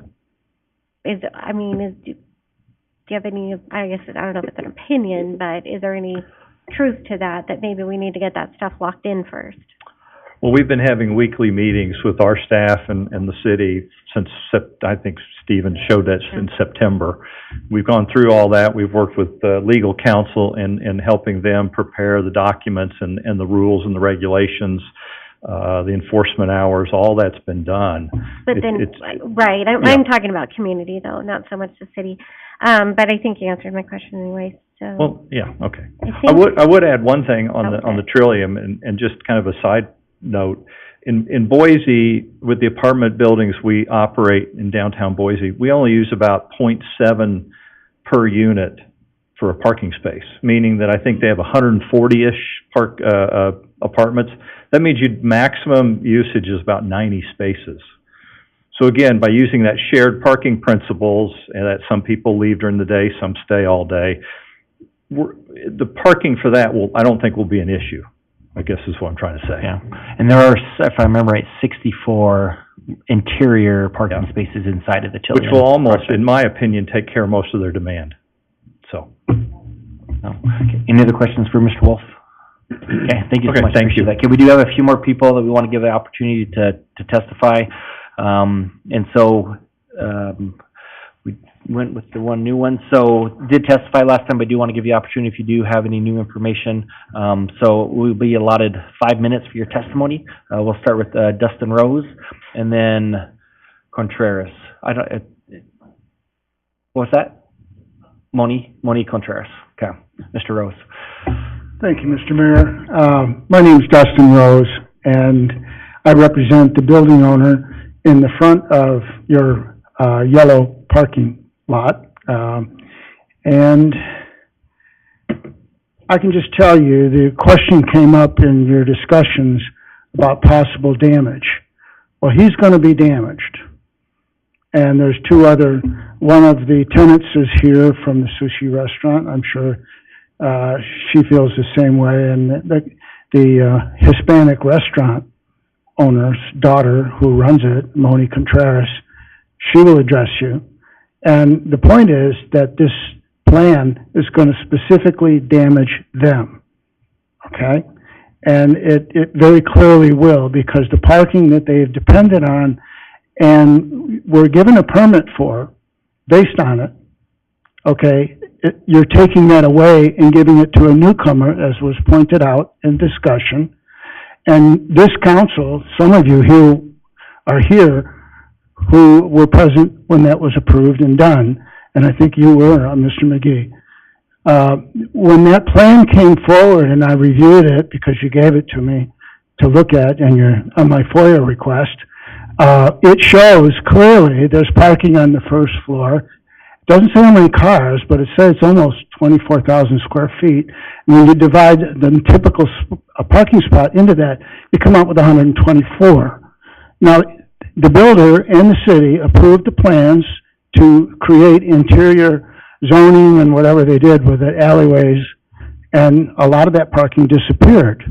So the builder obviously came forward and said, wait a minute, I need more parking. And unfortunately, the council approved it and said, okay, fine, we'll give you some of the city parking, which was already under-spaced for the amount of activity that you have here. You put in a beautiful creek. I was here before you did it and working here, and you did a great job with it. And now you put in an ice skating rink, which attracts more people, and then you do Winter Wonderland, which is great. Problem is, now we can't park, okay? And so you got to address that in your long-term planning. And I applaud your effort, but I mean, right now we don't have a plan. And you don't have one long-term, which says, okay, this is how we're going to fix it. And short-term, you've got to come up with a way to get people from outlying parking lots, like your dog park, like down by the ballpark, and a little shuttle service that can run people around and let them park, and then they can come in and enjoy. After, you pointed out here in your parking study, after 6 p.m., there's some people that stayed here longer than 3 hours. Well, sure. They're enjoying your downtown area. That's why that happens. It's very clear. So I would urge you to listen to 3 of your council members, and let's talk about a solution for this. We need to do that. And that's all I want to say, unless some of you have questions for me. Yes. Sure, go ahead. Sorry. I wasn't here, I was on Zoom at the last meeting. I had a procedure that morning, so I couldn't be here. But were you the one that brought the paper with the 87 signatures? Yes. Okay, I never got a copy of that. Could you somehow get me a copy, or can I get a copy of that? I gave it to the clerk, Debbie Geyer. Okay. It's in an email. It email. Okay, well, I'll have to double check. I don't remember seeing it, but maybe they did and I missed it. And was it after the meeting? Yeah, I think it was just the next day. so. Okay, I'll go back and look at it, but, I just want to be sure, but I agree with you. I, again, have not heard anybody necessarily, thank you, against the parking meters. It's the process and the long-term plan, and I absolutely 100% agree that that should be settled first. Trying to add it in later could be difficult. Yes, ma'am. So, real quick, just, then, sorry, we'll get to you, Counselor Allgood. So, just on that equation that you did, so I used a calculator for my math, because I'm not very good at it either, that's why I'm not an engineer. So, kind of with your square footage you were using is how many parking spots they should have put in there? Well, they could have, let's put it that Yeah, way, because so- that's what your plan said, that's what the space was for parking. And I believe that was the entire area, and obviously there's drive aisles, things like that. So I did a quick calculation of the yellow is 64,000 square feet. Parking stalls are usually 18 by 9 feet. I went 20 by 10, so a very large parking stall would mean that you should put 320 parking spaces within that yellow area, which, as we heard, has 98 spots. So I think it's a little misleading to say that the lot is this big and should have 200 spots, because you have drive aisles, you have turns, so, again, if that was the case, then that lot would have 320. Okay, well, And why, so- the question, Mr. Mayor, then why wouldn't the builder have asked you for more space initially? They didn't. They came back with a letter, with a letter of intent, saying, okay, in order to close, we have to have this agreement. And, per our discussion today, that you folks didn't know about, we talked about it, and the letter of intent, it doesn't show specifically where people are gonna park. It says those parking lots are available, it doesn't say where, okay? So that was a choice that was made by staff, obviously, to come up with the ordinance that passed. So, I mean, I question it only because it's gonna damage the business owners on that street. And I urge you to think of another solution, that would be great. Question, yes, Counselor Allgood. Yeah, Mr. Rose, you said something last time you spoke, and you said it again tonight, and I just want to make sure we're clear. You have alluded to the fact several times that your client has some kind of property right to public property. We're damaging them because they can't park on public property. All those parking spots that you're referring to are public property, and there is no property right by your business or any other business for those parking. And so to say that somebody's being damaged, I agree. It is a change, and it may cost some money. I don't know what their situation is. But those parking spots are open to the public. And so to say that your client gets this many spots, and if they don't, they're being damaged, is inaccurate. Because those spots, your client can park there, the place next to them can park there. It is, now that this has changed, they can park other places. But my point is that there's not a property right to public parking other than what is assigned by ordinance. And council can clear it up if I'm saying something wrong, but I just want to make it clear, it's not their property that they're losing. Okay, what I perhaps misspoke was that as a condition of getting a building permit to improve the property and to get occupancy loads in the 3 tenant spaces, it depends on parking. And there is a specific reference in the code that tells you what that is. For example, if you have a church, which we have in a permit for, and a 500-person occupancy load, it requires 125 spaces. Now, where do those spaces come from? Well, when we did it, the city, because it's a special development zone, said, well, the whole area has parking. So, yes, what you're saying is right. It is public parking. It's leased from the railroad, but it's still public parking. But the point is, when you shut it off and only permitted people can use it, then you're restricting the use of those building owners. And their business was developed around the use of that. That's the point. I have a question. So, sorry, If I may, Yes. Mayor and Council, and to address Councilman Allgood and Mr. Rose's conversation, to kind of supplement the conversation, if the parking lots are not either city-owned, they are privately owned with a lease provided to the city, right? And so, the city is obliged to kind of manage those spaces as they see fit. And so this conversation that we're having right now is the city effectuating just that. And so, I hope that provides a little bit more clarification, whether it's city-owned or privately owned. It is, under the umbrella of city property to dispose of it or to use of it as it see fits. Thank you. Totally agree. Council Register, excuse me, did you have a question? Well, I guess for Mr. that was Rose? gonna be kind of my question. So is it, if we're leasing it, is it public or no? Councilman Register, it wouldn't be considered necessarily public property. However, like I said, the city has a right to manage it in the same way that it does have a right to of their other property, of course, without violating whatever's delineated in those existing lease agreements. Okay. Does that answer your question? Yeah, yeah, I got it. I just wanted to kind of just trying to figure out what the conversation here and making sure that, again, we're all on the same page. But it does kind of go to, I guess what I was trying to find out initially when that first came up was if it was public parking or public use, could we, do we even have the right to close it and only allow permits? Again, Councilwoman Register, if it were to be violating any sort of existing lease agreement, then obviously it would run afoul of those, pre-existing leases. My understanding, particularly of a specific property in which we're leasing from the Union Pacific, it's within the understanding that the city is going to manage those parking spaces. And so, the city does have a right to either make it open to the public or to kind of, again, disperse of it however you all see as appropriate. Thank you. Any other questions for Mr. Rose? Okay, thank you so much, appreciate it. Okay, Monique Contreras, do you wish to speak again this evening? Okay, very good. So that's all that we do have signed up on that. So now I could send for a motion to close the public testimony portion of this hearing if it's the council's decision. So moved. So I have a motion from Councilor Doty and a second from Councilor McGee to close the public testimony portion of this hearing. All those in favor say aye. Aye. Any opposed? So that motion does pass.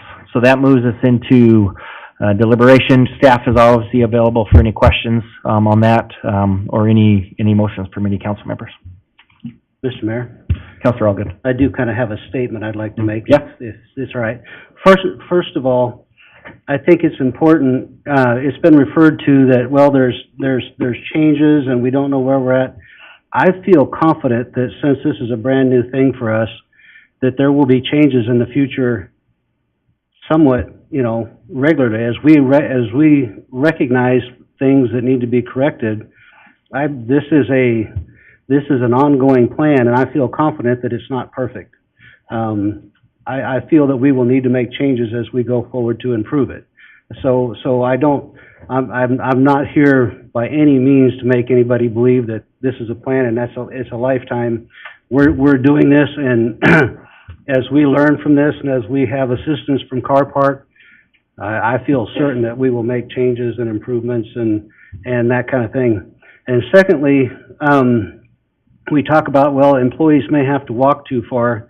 Well, I think we should talk to employees in Boise about how far they have to walk to get to a business downtown Boise. So last week, I attended the Associated Taxpayers of Idaho Conference, and one of the guys that was there was very interesting. He's the chief economist for Zions Bank, and this is the high points I took out of that, was that there's been a prediction of somewhat of a downturn in our economy. That has not happened to any real substance. On top of that, because of Idaho's conservative financial background and the decisions that we've made, Idaho is seeing even less of a downturn than other areas in our country. The other thing he said is his belief is that we will see an increase in financial growth, We will see a stable economy in Idaho, and we will continue with our rapidly growing population. That was his prediction. The other thing he said is our workforce that doesn't work normal schedules. We work from home, we telecommute, we do this, is kind of a new normal. We're not gonna have the 8 to 5 people showing up at the office all the time. That's kind of a different situation than what we have had in the past. And then the downside of what he said was he doesn't see inflation reducing anytime soon. He thinks it's with us for a while. So being a former cop, I kind of rely on facts. Our population and our customer growth, for those of you that have businesses downtown Caldwell, are going to see growth, are going to see more customers, are going to see more business if that's what you're interested in. There is a finite amount of parking downtown, and it is our job to do something about it, to manage it the best we can do. One of the things that's a priority to me, and I won't speak for the other council members, but I believe they would follow suit, is that as we address parking in downtown Caldwell, the last thing we want to do is put another cost onto our property owners, our taxpayers. I think the money that supports our parking downtown should come from downtown. 10 years ago in this very room, and Carrie Smith is in the back, I think she could attest to all of it. 10 years ago in this very room, the discussion was, how do we get people to come to Caldwell downtown? How do we convince people that it's safe to come to Caldwell and they can come down to Caldwell and spend their money? And that was the challenge we had 10 years ago. We brought Roger Brooks in.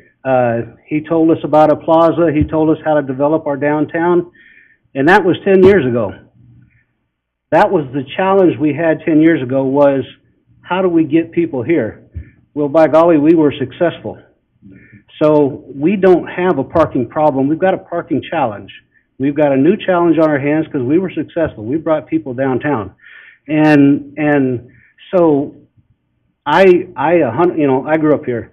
I don't like the idea of stopping at the store and having to put some money in the parking meter, but that's life. We're not the same place we were 20, 30 years ago, whatever.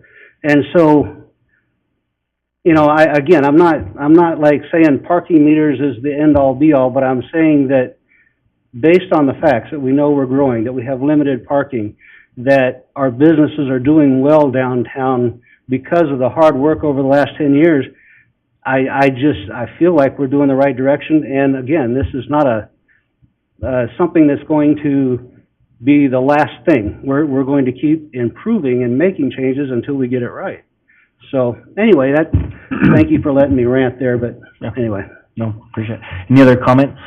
Mr. Mayor? Yes, Councilor Stoddard. Just want to correct something that Councilman Allgood said. My office used to be downtown Boise for a lot of years, and the most we had to walk to work is a half a block. Usually the business down there, with all the parking garages they have, they usually make sure that their employees have permits in garages that are real close to their businesses. So that's the experience I had with Boise, so. Any other discussion, comments, or any motions? Mr. Mayor? Yes, Councilor Williams. Just two brief comments. First of all, I'm just concerned there are 3 changes to the exhibit that I've noted, and so that's concerning to me. And then, once again, I feel like we're doing the right thing the wrong time. We're not solving the problems we're creating in doing this. And my concern is every time we do something, we're creating a new problem rather than looking at a holistic approach. And so I'm still concerned about it. Any other discussion? Mr. Mayor? Councilor Register. I just want to point out again, I agree with everything that the other councilors have said. There's so much about it that we need with the growth, and there's a lot that I think that we can do with it. But I agree with Councilor Williams that it's the wrong time, and I really wished that we would allow the extra month to have that conversation and solidify the plan. It didn't seem like a big ask to be able to do that, and it's disappointing that we aren't allowing, 40 days or whatever it is to allow a different, a conversation to kind of lock in the plan, and like Counselor Williams pointed out, we have three differences in the exhibit, against what was spoken, so it's concerning to me. And I feel like, I said this in the beginning, that if we're forced into a vote, for me, it's gonna have to be a no, because I don't want to continue to be forced into voting for something that I don't think is ready. Also, the creek was amazing, and I know that Carrie did a great job, but she also had the assistance of business owners, the same business owners who have the concerns about parking. They got pushback from the administration, but they kept having their voice be heard, and that's how this happened. And now we're saying we wanted to listen to them, but we don't want to hear you now. And regardless, if we've had enough time, in anybody's opinion, they feel like they haven't, and that's the issue. So I also want to be careful that while the city's growing, and yes, people have to walk to work, and I had to walk 3 blocks under underground parking, I think it's important to remember that Caldwell doesn't want to be Boise. So we have to sort of have that balance too, and make sure that we're not trying to push us into something that we're not. But truly, I agree that the idea is good. I think that it needs to happen at some point. I think business owners are probably on board with that, most of them. I just think it's a timing thing, and I'm disappointed that we're not giving just a little bit of time to have that conversation. Very good. Thank you so much. Any other? Mayor, Yes, Councilor ready to Doty. make a motion. Okay. A motion is that we approve the parking meters, the parking plan, and the fees of the $1 fee, to be clear, that the funds go towards the future parking projects approved by council, and it does not start until after the lights are off for the season. Okay. Very good. So we have a motion for, again, that's approval of the, let me get, so this is for so we did take the public comment, so we're on action item number 2. This is for the resolution adopting a schedule of fees for parking in downtown Caldwell, as outlined in Councilor Doty's motion and again, as was shown on the display from Mr. Jenkins. Do we have a second to that motion? I'll second the motion, then I have a question, Mayor. Yes. Or I'll second the motion. Just clarification on Councilman Doty's motion. You mentioned that the lights being off, I'm assuming that's when the Christmas lights are removed. Yes, I should have been more clear. No. Christmas lights, yes. I only ask because I don't know, and maybe Rob or the mayor knows when do we approximately do that? I don't even need the hard date, but January 5th. Actually, just had this discussion today. So January 15th is when they will start taking those lights down. Okay, thank you.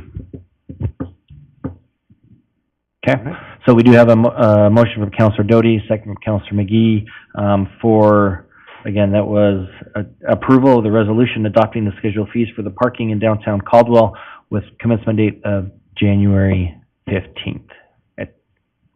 Mr. Mayor? Yes. I just want to make sure we're really clear, and maybe Councilor Doty can say it in his motion, but Councilor Williams has brought up do we have a document that's got the exact correct numbers on it that we would be voting on to say, this is the numbers we're voting on? I just want to make sure we're all clear on the same. And it should have been that one that Mr. Jenkins showed, Monday to Friday, 9 a.m. to 7 p.m., and then Saturday, 10 a.m. to 5 p.m., $1 on all of those days. Yeah, Mr. Mayor, our document has a $3 rate. There was only $5 rates on the screen, and our document has Arthur Street in it, and I didn't see Arthur Street in the other. So I do think it's important to be clear. Yeah, absolutely. Yeah, and so As the one presented by Mr. Jenkins. Mr. Yeah. Jenkins. And yeah, the $5 is the all day in those parking lots. So not on the street, but that would be, if you were to park all day in the surface lots, would be $5, as shown on that display. Okay, any other discussion on the motion?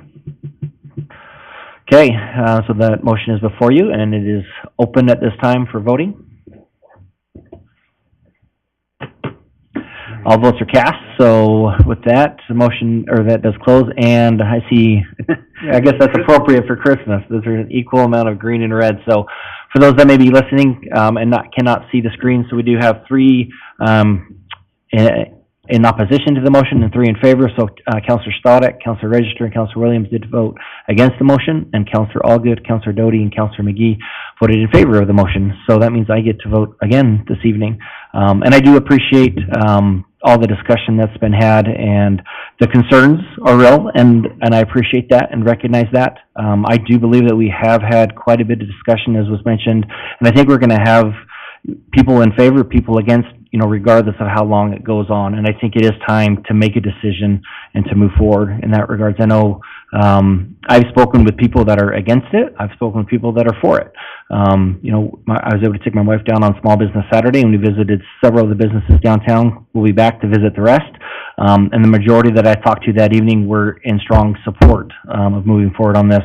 I talked to some businesses before that when I went and visited them that were in opposition to it. So I think we're gonna have that either way. And not to I could go on for a while, but not to beleaguer it any longer. I do vote in favor of the motion, to approve the resolution as was stated with the installing will happen, I'm sure, before then, but not taking effect until January 15th at the earliest. And it may even be after that, depending on when those meters come in, but it'd be at January 15th at the earliest. So I do vote in favor, and with that, it does pass with 4 in favor and 3 in opposition. And with that, it's in for a motion to close this public hearing item. So moved. Motion from Counselor Doty and a second from Counselor McGee, to close this, public hearing. All those in favor say aye. Aye. Any opposed? So that motion passes. Yes, we can. And so we will take a 5-minute break. I want to thank everyone that was here this evening on that matter and the time and dedication you gave to be here and be present for that. So thank you so much. Yeah, that's 1 and 2. So 1 was just the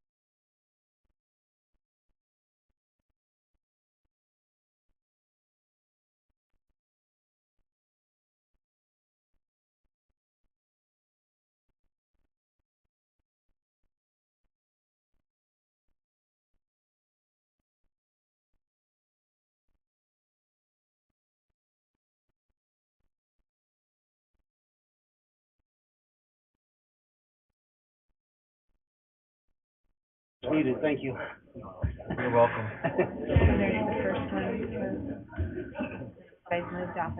Oh, okay.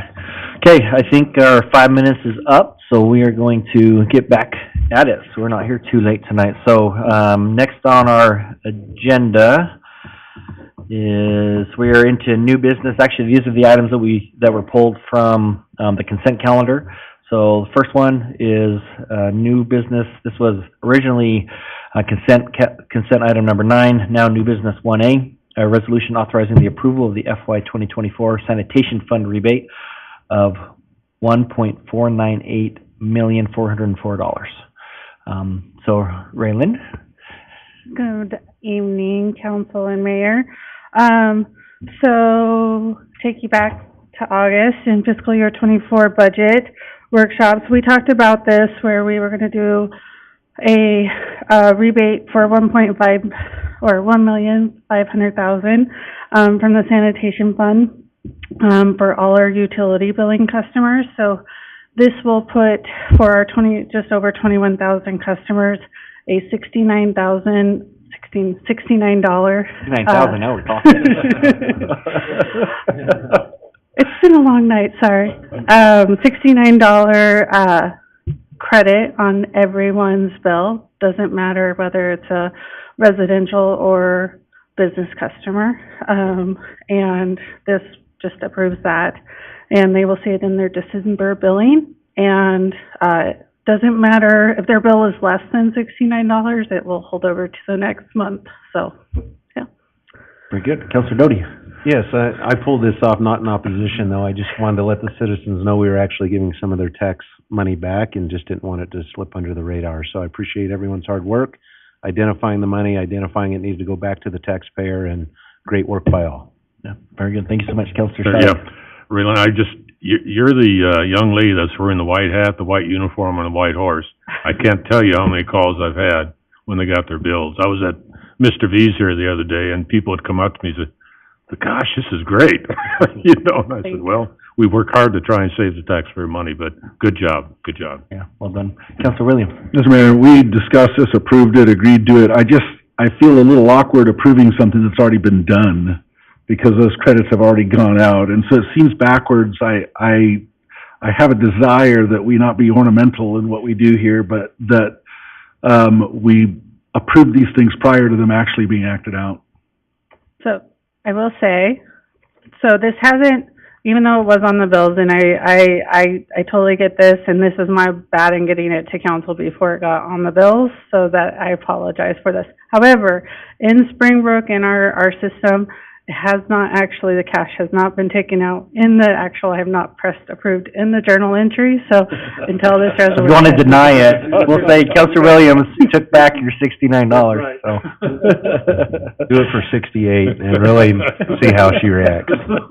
Okay, very good. And if there's not any other comment or discussion or comments, is there any motion for approval of this resolution? Mr. Mayor? Yes, Councilor I Doty. make a motion that we approve the resolution. And a Second. motion from Councilor Doty, a second from Councilor Stoddard for approval of the resolution. Any discussion? Oh, it is. Okay, with that, the voting is open. All votes are cast, and I'm gonna see a lot of green this time, I think. Yes. You didn't let me vote on this one? You have 3 noes, let me vote yes. So, okay, that does pass unanimously. Okay, so that does move us now into, consent item number 11 that was removed, now 1B, and this is for the appointment to the Caldwell Executive Airport Advisory Board for Justin Harrison, and for John Kreidel, in that regard. So, and I think, so Mr. Swanson is here, so maybe you mind coming forward and answer any questions. I think Councilor Stoddard, was it you that had asked for this to pull, so.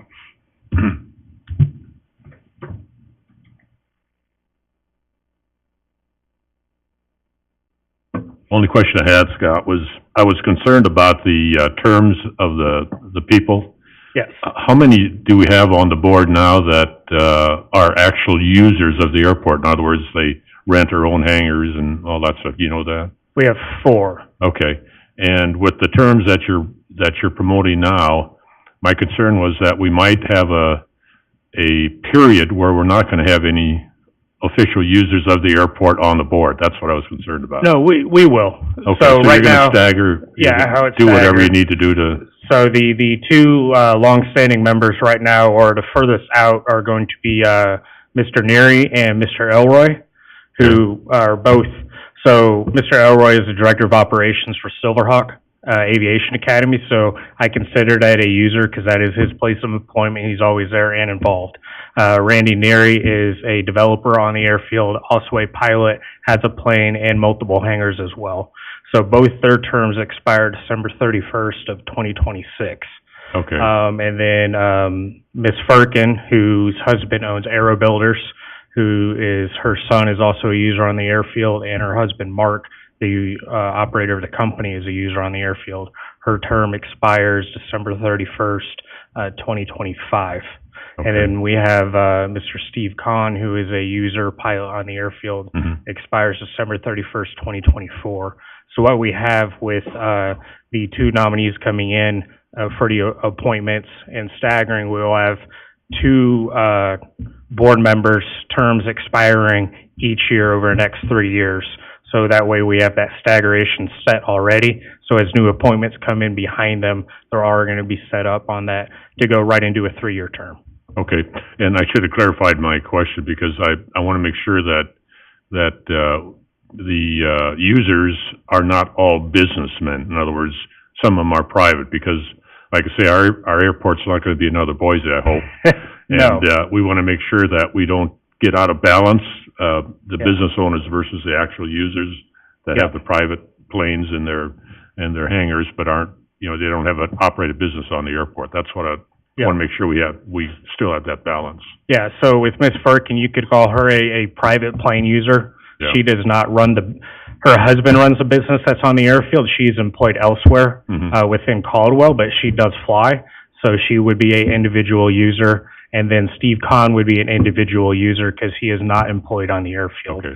And so we're going to have a mix up there. And then, the new, recommendations for appointments with Justin Harrison is not involved with the business entity on the airfield. Just all he wants to do is come fly.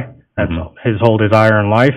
And, the other nominee, John, is not a business element on the airfield. He just flies as well, and just a very vast business background and reasoning behind his appointment. Okay, because again, if we have too many people that own businesses, then we might get into a program that's other than our long-range plan and build all the big hangars for the business aircraft, and we're not keeping up with the smaller aircraft, which is basically pays the bills, so. Yeah, and then Councilor Sadek, off that too, just a comment, like becoming Boise. I would look at it, my perspective on this is that Caldwell Executive Airport will never become Boise because Boise exists within 27 miles on the highway. There's just no need for a secondary large commercial airport within the valley. It's just not going to happen.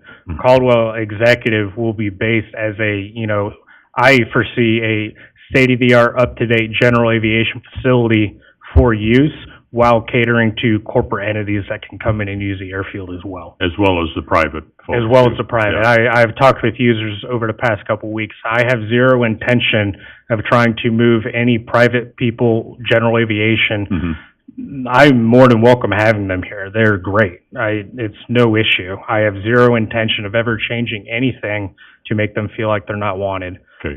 So I think some of the, just communication with them and how things are going, and the biggest thing is just going to be time to see how all this pans out and how this action actually comes into play, and it'll be seen. It's just hard when you're the user and you just have your plane in your hangar and you see it come in and you're like, oh, all he talks is development. I can understand where the confusion can come in and be like, oh, he doesn't want us here, but the intent is to keep it as, general aviation, and the airport is designated as such, being the reliever for Boise.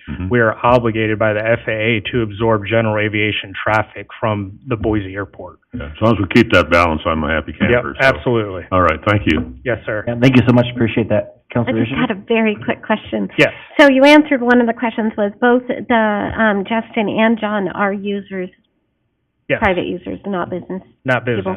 Okay, that was one of my questions. And then my other one was, how did you determine who got the 1-year term and who got the 2-year term? So that was just kind of a determination on what I felt could bring the best benefit to the board immediately. And I felt just experiences within the business realm from, John would be the best benefit for that 2-year area, and then having John as Justin, Mr. Harrison, as just the general aviation user, because I don't think just a straight general aviation user has sat long-term on the board or previous commission, long-term from what I've seen outside of Mr. Khan. Okay. So then, after this is done, then moving forward, there are 3-year terms, right? 3-year. Correct. Staggered terms. Yes. This is just to even it out? Yep. Okay. Absolutely. Thank you. Okay, thank you so much. Any other questions? Okay, do we have any motions? Counselor Stoddard, do you want to take it, or is somebody else? Okay, let me get to 11 here. I'll move that, we accept the nomination of Mr. Justin Harrison for a term to expire December 31st, 2024. And John Kreidel, is that right? Is that how you pronounce that? For a term to expire December 31, 2025. Very good. Do we have a second? Second. Motion from Counselor Stoddard and a second from Counselor Williams for approval of the appointment as stated. Any discussion? Okay. All those in favor say aye. Aye. Any opposed? That motion passes. That puts us back to new business, onto our first item, action item, which is a public hearing, quasi-judicial, for case number ANN 23-13. It's an annexation for Isaias Velez, requesting annexation with a zoning designation of R2 for approximately .4 acres. Mr. Jones, time is yours. All right, thank you, Mayor and Council. Alex Jones, planner at 621 Cleveland Boulevard, and before you tonight is the Velez annexation, ANN 2313. Just for the subject site location, this is a .43 acre parcel. It is north of East Ustick Road and west of the Heritage Community Charter School, and this parcel has frontage along East Ustick Road. For the applicant's request, the applicant is proposing an annex in the city to connect to city services and to possibly do a lot split in the future. There's currently a single-family home on the parcel, which matches the single-family homes to the north and west. Let's see, go on from there. For conditions surrounding the subject site, we have residential to the west and north, the charter school to the east, and then commercial/residential to the south. The commercial and residential to the south is the Lenity Assisted Living and Lenity Apartments.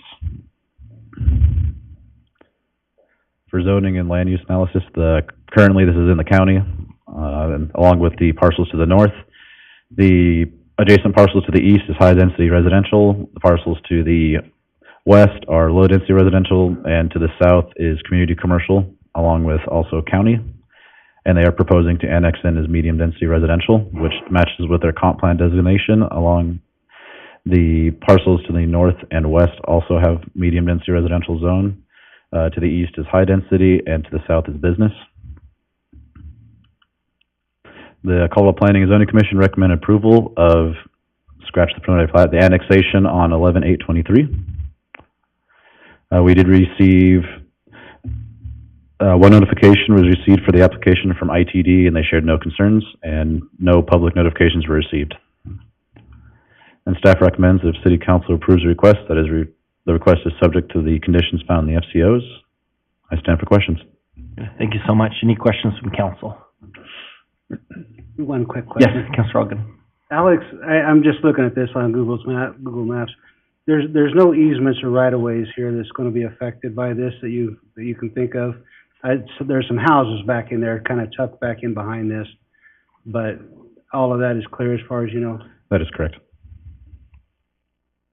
Okay, and I'm looking for, so the conditions, I'm guessing some right-of-way dedication, I'm guessing a deferral agreement for the improvements on the front. Is that correct, or? Probably would be best to answer that question.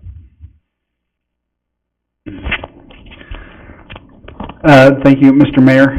The conditions from the engineering department are right-of-way dedication. There's no deferral for frontage improvements because there are no frontage improvements required at this time. There is no building permit requested. Okay. That's all. Thank you so much. So we only have one person signed up, and I'm guessing it's the applicant. So Mr. Velez? Yes, if you please come forward. If you could state your name and address for the record, and then you'll have 5 minutes for your testimony.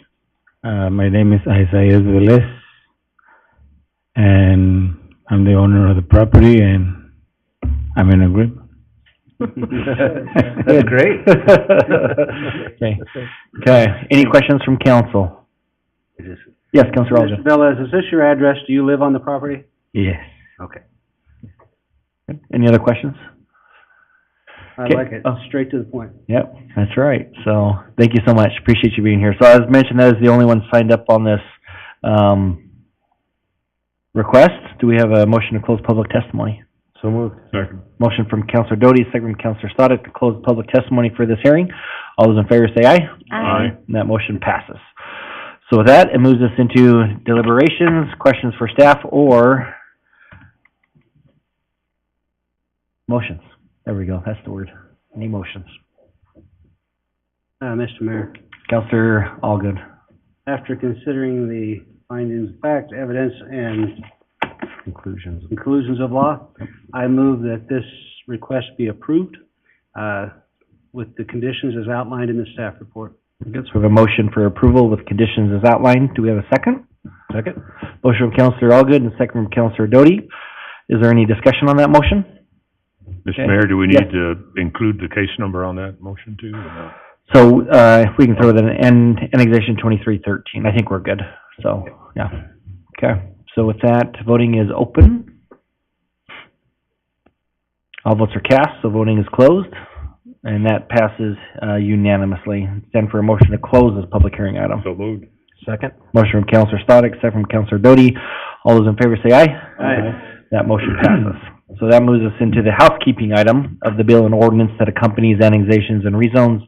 So again, this would be for consideration of bill number 34, ordinance 3528, finalizing the annexation of this property. Do we have a sponsor of that bill and ordinance? Mr. Mayor, Councilor Allgood. I'll sponsor bill number 34. Mayor and council, Sorry. there is a delay on the bill and ordinance on that. It will have to be heard next council meeting, if possible. I have been working with the applicant, and we will be getting the updated documents we need. With that, there's nothing that should be stopping this annexation. Everything's still clear to go. It's just some legal descriptions that need to be clarified. Okay. So then do we continue this item to next? Okay. So then that would be, do we have a motion to continue action item number 2 under new business to the December 19th city council meeting? Second? Second. Bring us to a motion from Councilor McGee and a second from Councilor Doty to continue action item number 2 to the next city council meeting on December 19th. Mr. Velez, you do not need to come to that. It'll be just housekeeping item to clean that up. So if you want to come hang out with us, you're more than welcome, but you don't need to be here for that. Do we have, so we have the motion. All those in favor say aye. Aye. That motion passes, so that'll be finished up 2 weeks from today. So appreciate you being here with us this evening. Okay, now we'll move us into action item number 3, another annexation request along with the comprehensive plan map amendment. So this is case number ANN 22-16, CPM 23-39, request by ALC Architecture to annex approximately 18.7 acres at 5617 Cleveland Boulevard. And the comprehensive plat map amendment, trying to find it. So part of it zoned M1, part C3, and the map amendment on the northern half of the property from CS Commercial Service to MP Manufacturing and Production. And nobody has signed. Is the applicant here for this item? So we do have. Do you mind coming forward while he does that and get you to sign up? Mr. Jones, the time is yours. Long time no see. Thank you, Mayor and Council. Alex Jones, planner, 621 Cleveland Boulevard. This is, before you tonight is Cleveland Flex, annexation 2216, comp plan amendment 2303. I would like to clarify there is a typo in the FCO, and it has been fixed. In the FCO, it does say on part of it, comp plan 236. This has been corrected and will be presented to the records keeper as well. First, subject site location, this project is located on approximately 18.72 acre parcel northeast of Cleveland Boulevard. This parcel has frontage along Cleveland Boulevard. It is adjacent to the Tate's Rents to the east, the railroad to the north, and Trustee Pick-A-Part to the west. For the project analysis, the applicant is proposing annexation of the 18.72 acres and a comprehensive map plan amendment for the northern 14.14 acres from commercial service to manufacturing production, along with the development agreement. The applicant is proposing a development on the parcel consisting of approximately 14.14 acres of industrial flex space to the north and 4.34 acres of commercial flex space to the south, totaling approximately 18.72 acres of total development. The applicant has suggested a development agreement that restricts some of the land uses. You should be able to see more details on that on page 367 of your docket there. The applicant did that so the future development is consistent with their vision of the site. Staff has reviewed the development agreement and agrees with the applicant's request of restrictions. If council has more questions on these restrictions, you can ask the applicant after my presentation, or I can answer them to my best of my abilities. Let's see. For conditions surrounding the subject site, you have the railroad and some residential to the north, commercial sites to the east, commercial to the west, and commercial/residential to the south. And on the site currently there are some commercial uses. At this time, I do not know if they are going to be staying. The applicant can speak more on that, if they'll be staying on the site, moving to the new buildings, or et cetera. For zoning comprehensive plan, currently this is in the county. This is zoned in the county for the southern portion to be county commercial, and the northern portion is county manufacturing, which matches what the applicant is requesting today. We have light industrial M1 to the north part of the east and all of the west, and C3 service commercial to the east and south, along with just a little smidge of medium density residential to the south. For the comprehensive plan, this is planned to be commercial service. The applicant is requesting that comprehensive amendment for the northern portion to be manufacturing production. On this image, it is not seen as well, but the blue to the far right is manufacturing production, and there's a larger area of parcels that matches that manufacturing production. To the north is also the railroad and the high-density residential zone, and to the east and west is the service commercial zone. The Caldwell Planning and Zoning Commission recommended approval of the development on September 27th, 2023, with no added conditions. We received comments from Compass, who shared no concerns at this time, and no public comments were received. And staff recommends, City Council recommends approval of the request that is subject to the findings in the FCOs and the DA. And I stand for questions. Very good. Thank you so much. Appreciate that. Questions from council. Councilor Williams, do you have a question? Thank you, Mr. Mayor. Alex, thank you for being here tonight. A couple things, and I noticed you just clarified that the P&Z Commission approved it on the 27th. Is it important that we change that in the documents to reflect that same date? Because it says they met on March 22nd. So can we adjust that as well so that it's accurate? Thank you. And thanks for catching those other corrections as well. A couple of things, and maybe the applicant can help me understand this better, but once we approve this, that light industrial can be anything that is within light industrial approved, but we don't really know what's going in there yet. Is that accurate? Yes and no. Yes, the whatever light industrial spaces they want to put in there would be approved as per their development agreement, which is slightly more restrictive than our current land use table. Okay. And then finally, and I'll probably have to defer to the developer on this, but in your exhibits, you noted elevations, and I didn't see any, so I hope we get to see some here. It is corridor, and you know how particular I am about corridor, and I think that's why I'm reluctant to leave it too open, so that we don't come back later and say, who approved that title owned business there? And I say I did, not knowing I did, and then it looked like something I didn't want it to look like to boot. So those are my concerns at this point. Fair concerns, of course. If council and the applicant is open to it, and this is a real concern, there could be a design review process as well, or if there's certain uses that you find, they need to restrict more, be less restrictive, we can speak with the applicant when he comes up. Thank you, Alex. Okay. Any other questions? Just one quick one, and I think you and I have had this discussion before, I just don't remember the answer. Is there going to be a change to the intersection of Cleveland and Tate's Way? Are there going to be any improvements as this stuff goes in, turn lane or anything else? I will defer that to our Public Works Director. Thank you, Mr. Mayor, Councilman Allgood. There are no changes to Tate's Way. And just as a reminder, we had a hearing not too many weeks back where that section that goes out to the boulevard on Tate's Way, that section of right-of-way has actually been vacated. They do still have a direct access of right-of-way straight to the southeast that would take them out to the traffic light at Happy Day. And so that could potentially be a future avenue for them to egress onto the boulevard at a traffic signal. Their only other access is going to be right on the frontage of their own site. Can I follow up? Yes, please. My concern being, if there is industrial, we have heavy truck traffic, that they're coming out on the boulevard there off that little road. I just was curious how that was. Yeah, and thank you for that. There was a traffic impact study conducted, and without knowing what the uses are, those are general. And so if uses come in that are significantly different than the impact study, then that's something we would certainly revisit. Okay, any other questions?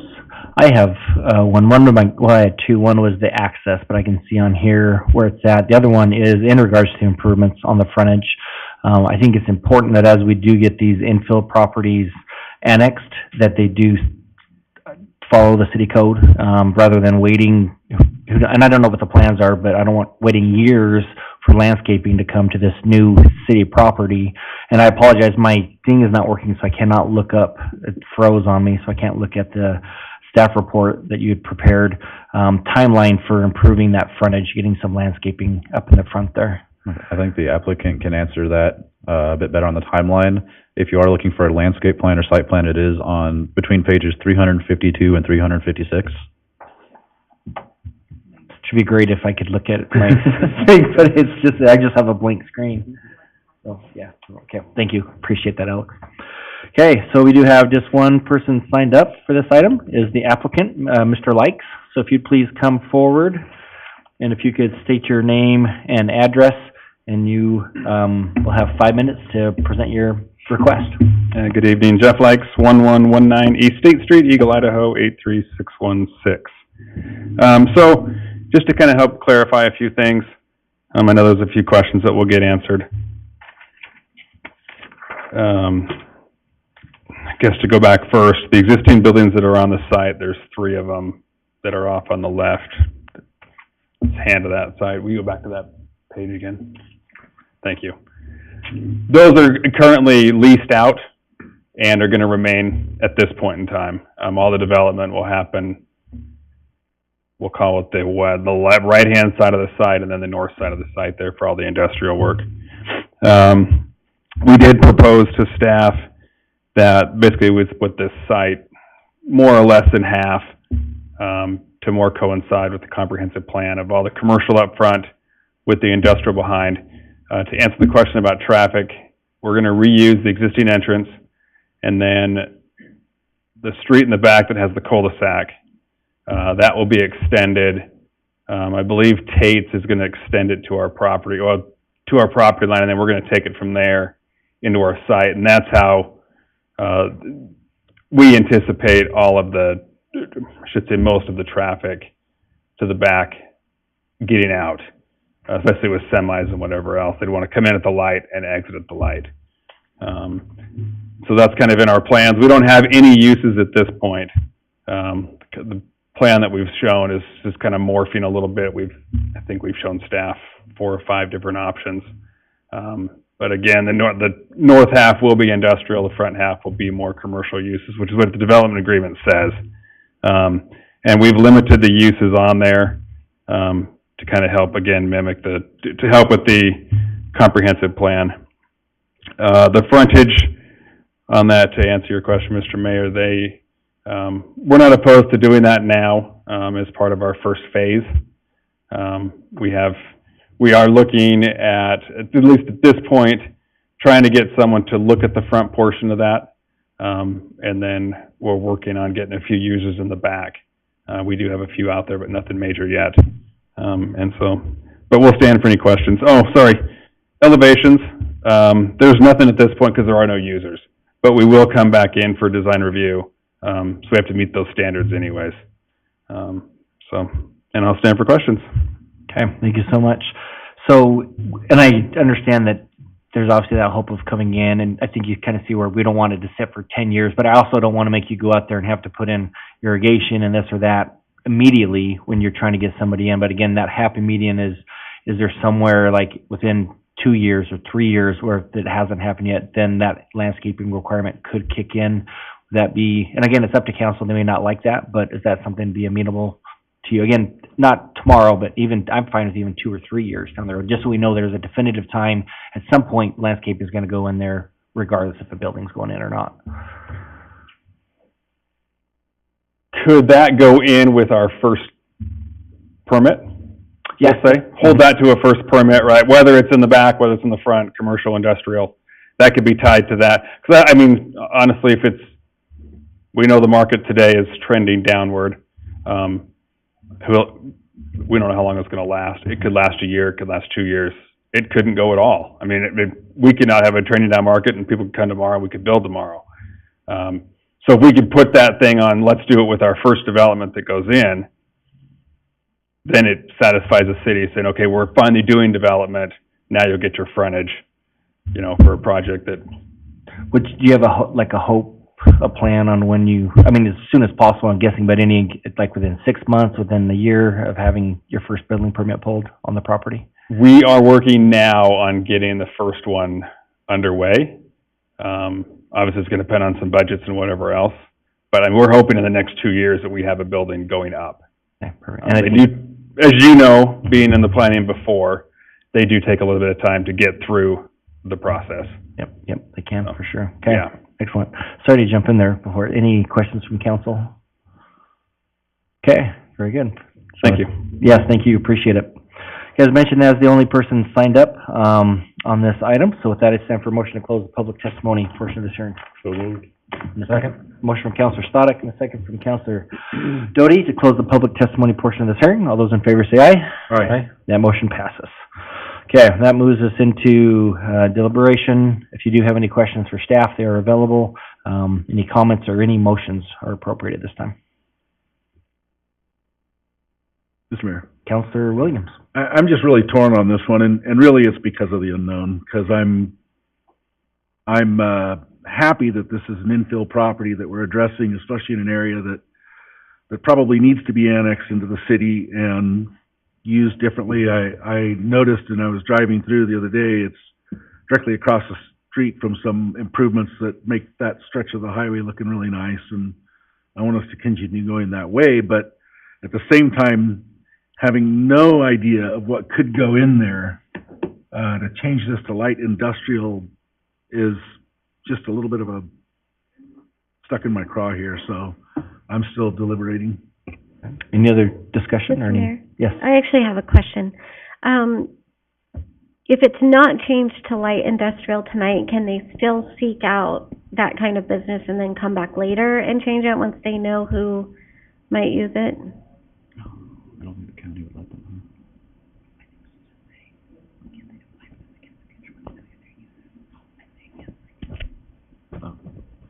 So, Planning and Zoning, Morgan Bisa. We were just trying to clarify the question. I believe that the question was, if this was denied tonight, could they apply for this again in the future if they knew their users? And yes, they could. I just had one brief Yeah. comment, sir. I when I first read this, I kind of had the similar concerns to Councilor Williams, but it's kind of it's next to the railroad tracks, it's next to the animal shelter. There's some, I mean, it's a noisy kind of off-the-road place that I don't know that you would want, like some different type of business down in there because it's the situation it's in. So, I believe it's a little bit unique in its setting. My bigger concern, and I hope they understand it is a concern, is the frontage on Cleveland, that it looks good and the stuff that goes in there, the visibility is good. That's a much bigger concern than the manufacturing have. I want the applicant to understand that as Councilor Williams said, that frontage is very, very important.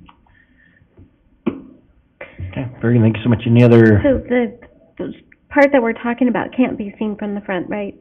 Correct. So, yeah, okay. So is there any way if it's approved to include requirements about the frontage? So the landscaping along Cleveland, or like what frontage? Whatever Yeah. So we're that would be. talking about that can be seen, that we want to keep nice. Yeah, so I did find, I don't know what page be on yours, I apologize, but there is a landscape plan that has been included. So that would be part of the approval that, and I'm having a tough time finding where the conditions of approval are in the staff report. But I'm guessing that one of the conditions is that they must follow the landscape plan that's been provided. Mayor and council, that is correct. And once the first building permit comes in, they would have to meet those landscape requirements. And just the way to answer Councilor Register, the way I understand it, this property is split in half. The front half is service commercial, and the back half is manufacturing, and the back half is way back there. So I believe, I don't know, I believe we're both accurate. Yeah, so it is two zonings, but it is one parcel. So any permit pulled on any part of the property will trigger those landscape requirements, whether it's in the very back corner or right on the front of the boulevard, by the boulevard.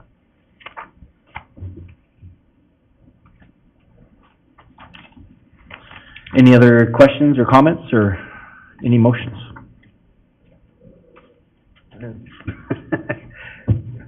Okay,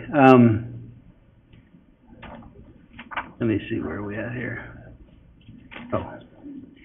Regarding case number ANN 22-16 and CPM 23-3 for 39 for Cleveland Flex, I move that the application be approved with the requirements as outlined in the staff report, including that trigger for landscaping, et cetera.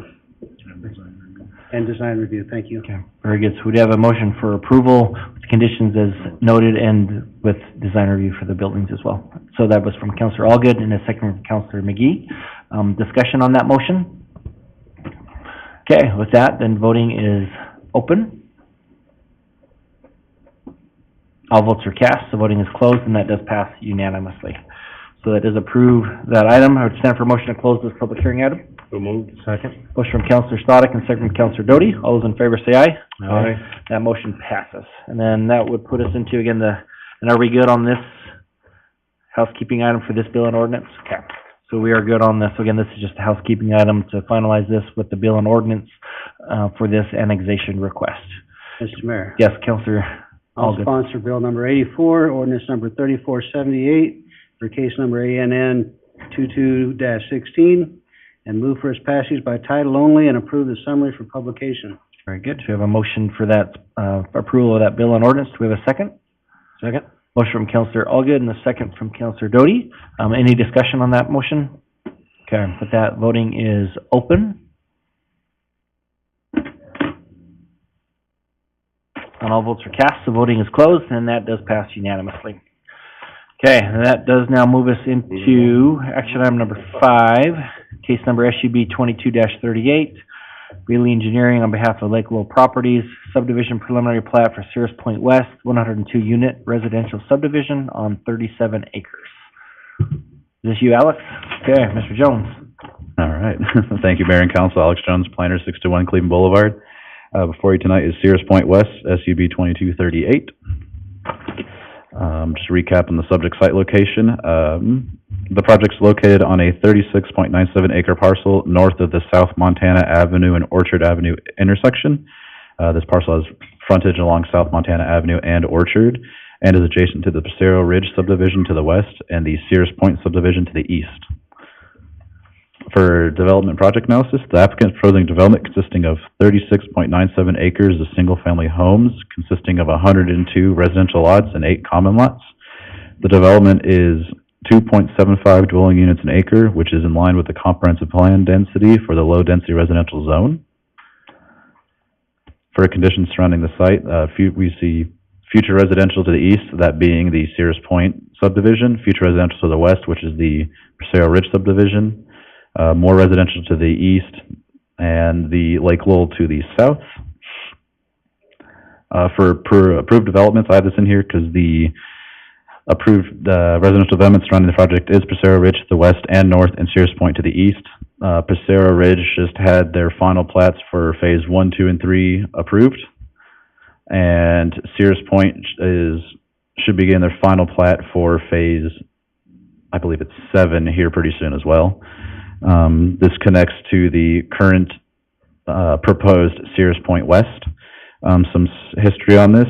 The subject parcel was originally planned to be Sears Point phases 9 and 10. The preliminary plats expired for those phases and were no longer valid. This is the reason this is considered Sears Point West. This is a separate development by a separate applicant. And the applicant can more detail if council would like. Currently, this parcel is zoned R1 low density residential, which matches to the east, north, and west, and the RS2 is the residential estates to the west as well, and to the south is all county. For a comprehensive plan, this is planned for low density residential, which matches to the east, west, and north, and environmentally sensitive to the south. The Caldwell Hearing Examiner recommended approval of the preliminary plat on 10-25-23 with no added conditions. And 2 notifications were received for this application from Compass and Canyon Highway District. Both their letters shared no concerns with this development and received no public comments. Staff recommends that if City Council recommends approval of the request, that such request is subject to the conditions as specified in the FCOs. I stand for questions. Very good. Thank you so much. Appreciate it. Any questions from council at this time? Mr. Mayor? Yes, Councilor Stoddard. Alex, are we gonna have to dig up Orchard Avenue again before this one? It's good. Yes. Okay, thanks. Any other questions? Mr. Mayor? Yes, And Councilor nothing, Scher. nothing from the schools? That is correct. Nothing from the schools. Is this Valley View or? Yes. Okay. Thank you. Any other questions at this time? Okay, thank you so much. Appreciate that. We have one person signed up on this item as well. Judy Schmidt, who I'm guessing is the applicant. And I know you said no to for testimony, but we do need you to come forward. You are I see that Katie's here. One of the two of you, if you could come forward and present your application to the council. And Mayor and Council, the applicant will have have a presentation, but I would just like to share that the elevations are on page 476 of your document, and site plans in 410. Okay, excellent. And could we have you get your name and address on here as well?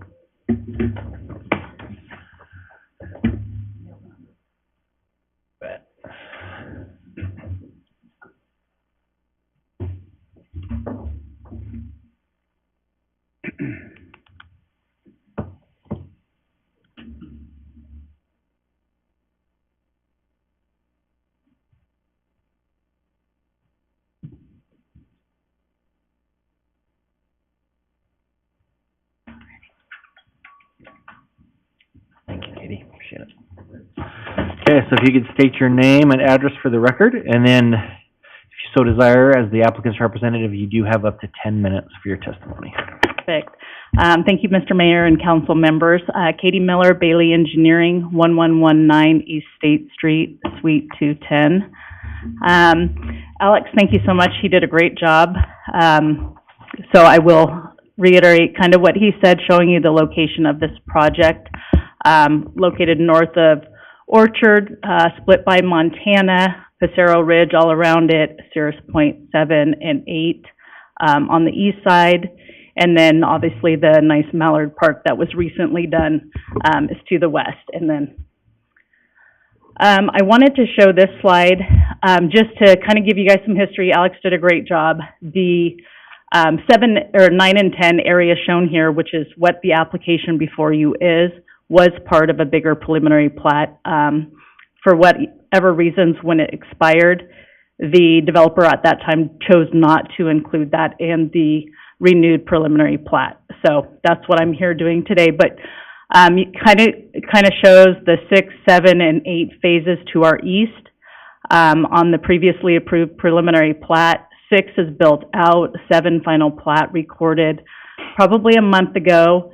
Phase 8 has already done their pre-construction meeting, and they're on wet utilities right now. And so we're coming in with the Sears Point West, what we'll call 9 and 10, preliminary plat to complete that parcel. So, again, Sears Point West is a preliminary plat application only. This parcel has already been annexed into the city with an R1 designation. That is what we're requesting and proposing tonight. As Alex said, 102 buildable lots with 8 common lots, a density of 2.76. Minimum lot size of 8,000, obviously 9,500 on your corners, with an average lot size of 8,575 square feet.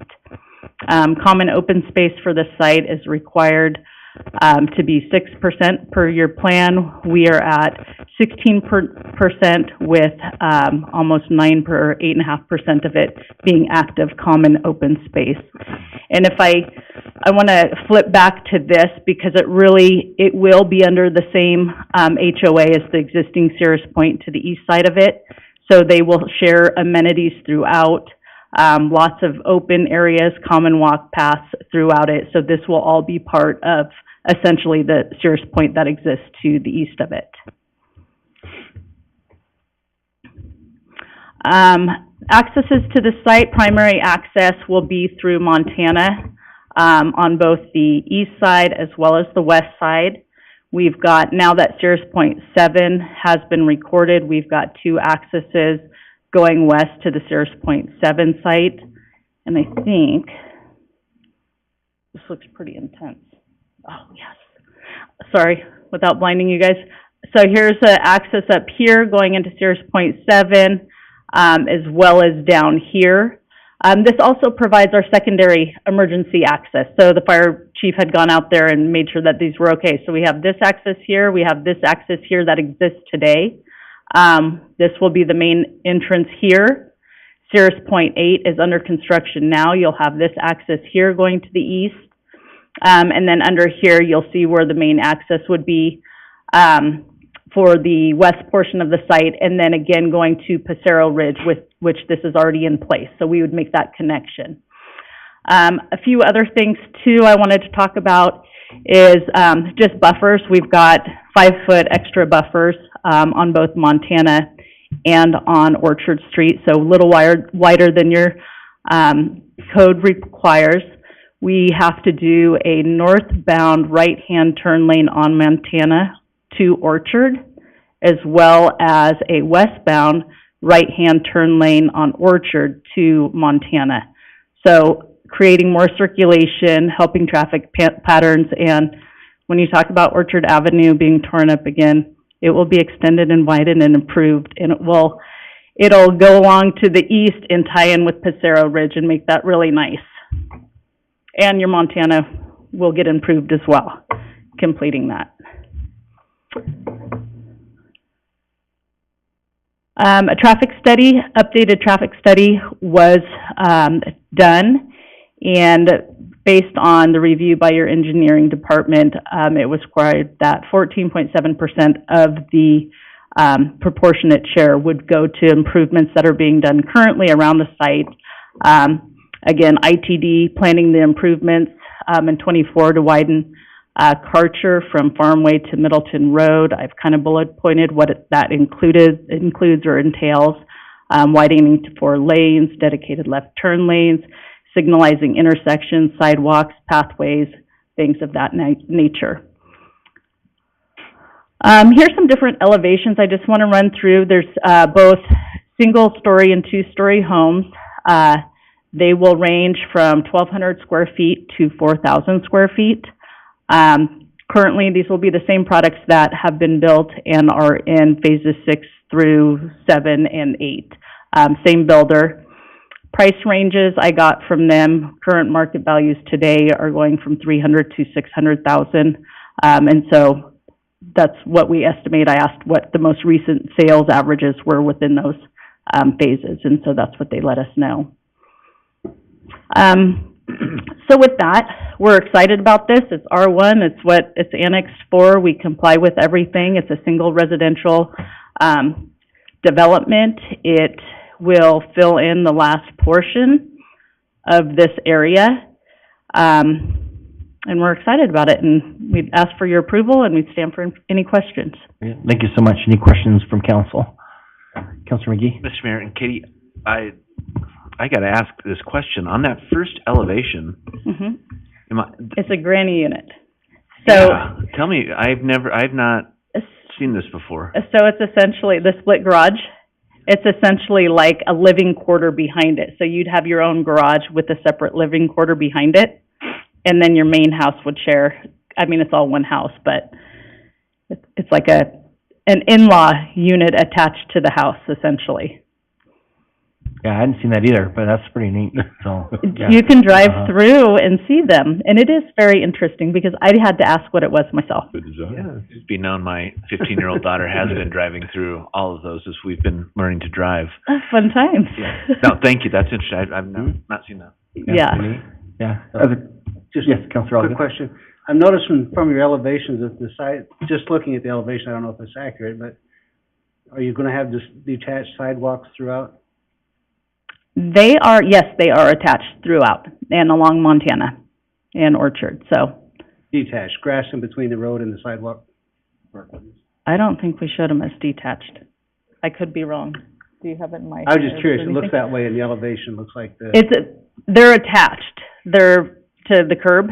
Yeah. There's not a landscape buffer. It's not street, curb, gutter, sidewalk, landscape buffer, and then a detached. Not that way. No. Correct, thank you. Okay. Other questions? Yeah, Councilor Mayor, Stanek? did you, have any feedback? I think there's, 4 homes at the top of the hill up there that are on their own? That's still county? That is still county, correct. Okay, any Yeah. problems? Have you talked to those folks at all, or? Yes, we've had 2 neighborhood meetings, and they've attended all of them, and obviously their concerns were they didn't want more development there or trash from the existing development that's going on, blowing into their property.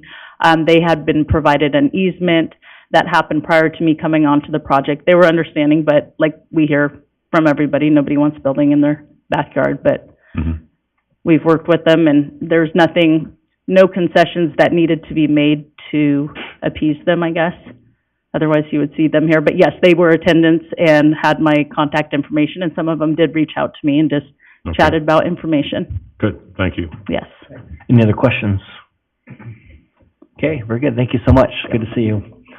As mentioned, that is the only person signed up to testify on this matter. So with that, stand for a motion to close the public testimony portion of this hearing. So we've got a motion from Councilor Stanek and a second from Councilor Doty.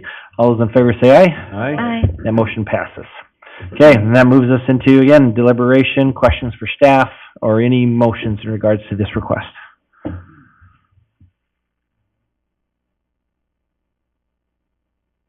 Mr. Mayor, I'll make a motion. Yes, Councilor Doty. That we approve, case number SUB 22-38 for the, is it Cirrus? Yeah. Okay, Point West.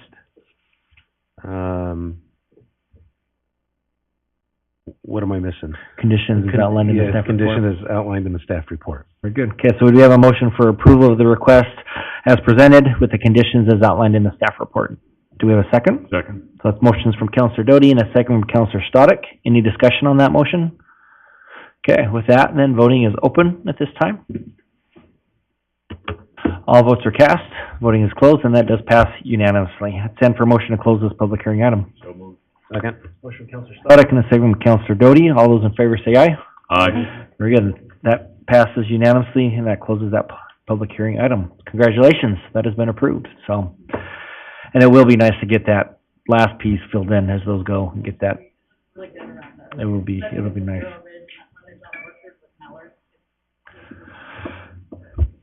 And as we continue to move forward with ITD with that pedestrian underpass on 55 will be great for providing access out there for pedestrians too. It'll be wonderful. Okay, so that moves us into, are we at number 6? Okay, so the 6 and 7 look like are some housekeeping items from some previous rezones, similar to what we did just recently on the annexation. So this is the bill and ordinance that just finalizes these requests. So this first one is bill number 15, ordinance number 3499 for zone 23-4, Escalon Park, that was approved November 7th. Is that correct, by the city council? on that, so, we just basically need to sponsor our bill, or sponsor that bill and ordinance. Mr. Mayor, Yes, Counselor Allgood? I'll sponsor bill number 15, ordinance number 3499, and move for its passage by title only and approve the summary for publication. And the second? Second. Very good. So motion from Counselor Allgood, second from Counselor Doty, for passage of bill number 15, ordinance number 3499, by title only and approving the summary for publication. With that, voting is open. And all votes are cast, so voting is closed, and that passes unanimously.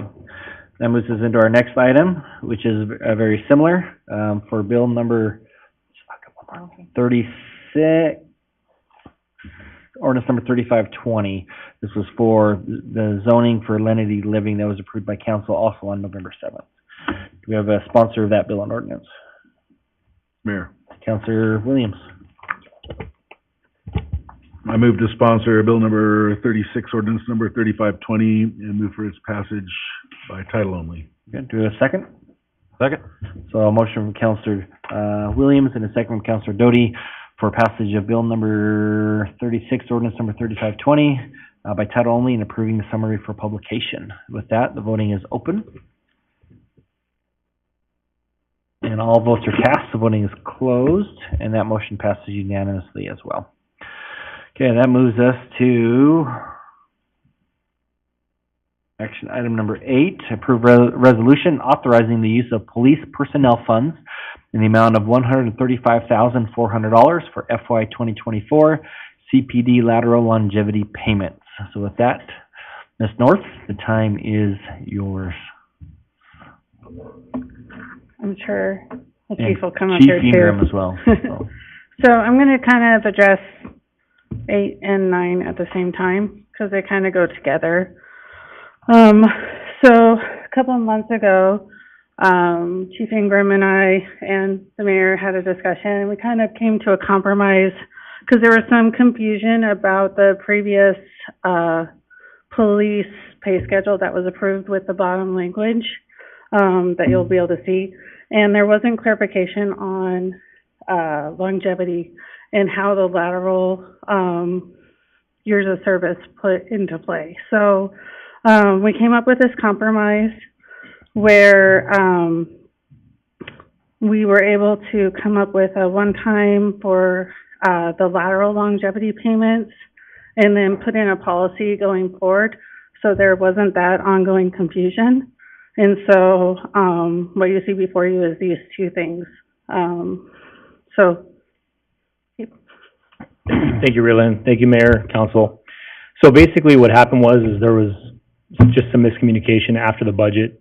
When some of my folks started getting their longevity checks, they noticed that there were just some inconsistencies. So I brought it up to the finance director's attention. We started having meetings, weekly meetings on this. And basically the bottom line is we have laterals we have hired in the last year here who were under the understanding that this year they would receive compensation for their lateral time, which is what, as the chief, I told them that based on our budget talks with everyone, that's what was going to be done. If you look at the old pay scale that was approved by this council during the budget meetings, laterals are addressed in there. It's contemporaneous with the statement above. And so to me, it was very ambiguous. It put a lot of gray area.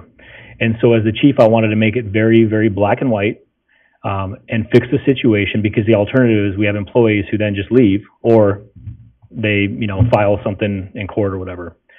So I didn't want that to happen. So we met with, Ray Lynn, we met with HR, we met with the mayor, and we came up to this compromise. And so the remedy is to make it whole this year. We pay the laterals, and in order to keep the laterals that have been here for 15 years or 20 years, there's some folks that came here from other counties in Idaho 15, 20 years ago. To make it equitable for them, we included them as well for their previous time of service at their former agencies. This is a one-time payment. The caveat is we have 14 open positions right now, and that's because in 1 month after our budget was approved, we separated with 5 employees, so that we had 9 that were approved in this current fiscal year. 5 got separated, that created 14 positions. So as it stands right now, we have 6 in the hopper to start in January at the academy, and then in the May academy, we'll have several more. With that being said, 1 position we're gonna forfeit this coming fiscal year to pay for this $135,000. So it's technically within the budget. It comes down to, am I willing to forfeit a position? The answer is yes, and it's yes because we cannot fill that position anyways until after the next fiscal year, after October. It's very time intensive to hire people, to put them through a training program, to get them to the academy and to do all that. I don't believe we can have 14 people hired and ready to go by next October. So the answer is, we have the money there. I wanted to make our employees that were here, that I personally told that you're gonna get this amount whole, people like Lieutenant John Tucker that we hired from Boise, for his time, and so moving forward, it's gonna be their Caldwell City time that the policy stated from 2003, but then the one that we just recreated in 2023 superseded that one, so it was just a lot of confusion, and I felt as a city, we needed to make it right for those employees. And I will just mention, so the payments for the lateral longevity, if it does get approved, they're not paid all at once. They'll be paid as the quarterly longevity payments. So they'll be, when the longevity payments are paid out, they'll be paid at that point in time. So it's not all at once, but. Okay, thank you very much. Anything else at this time? Okay, very good. Questions from council. Councilor Stoddick. Mr. Mayor, Chief, I was just curious, separations, why? Any particular reason, or just not performing up to par, or? Sir, I'd love to answer that, but it's a personnel matter, and I don't okay. want to get into it right now. Thank you. Yes, Councilor Allgood. So Chief, I want to understand the miscommunication. So when we hired, employees, lateral employees, whether it be a year or 20 years, they were hired with the impression that they were going to receive longevity pay for their previous service? Is that the confusion, that they believed they were going to get that longevity? Yes, for this fiscal, yes. And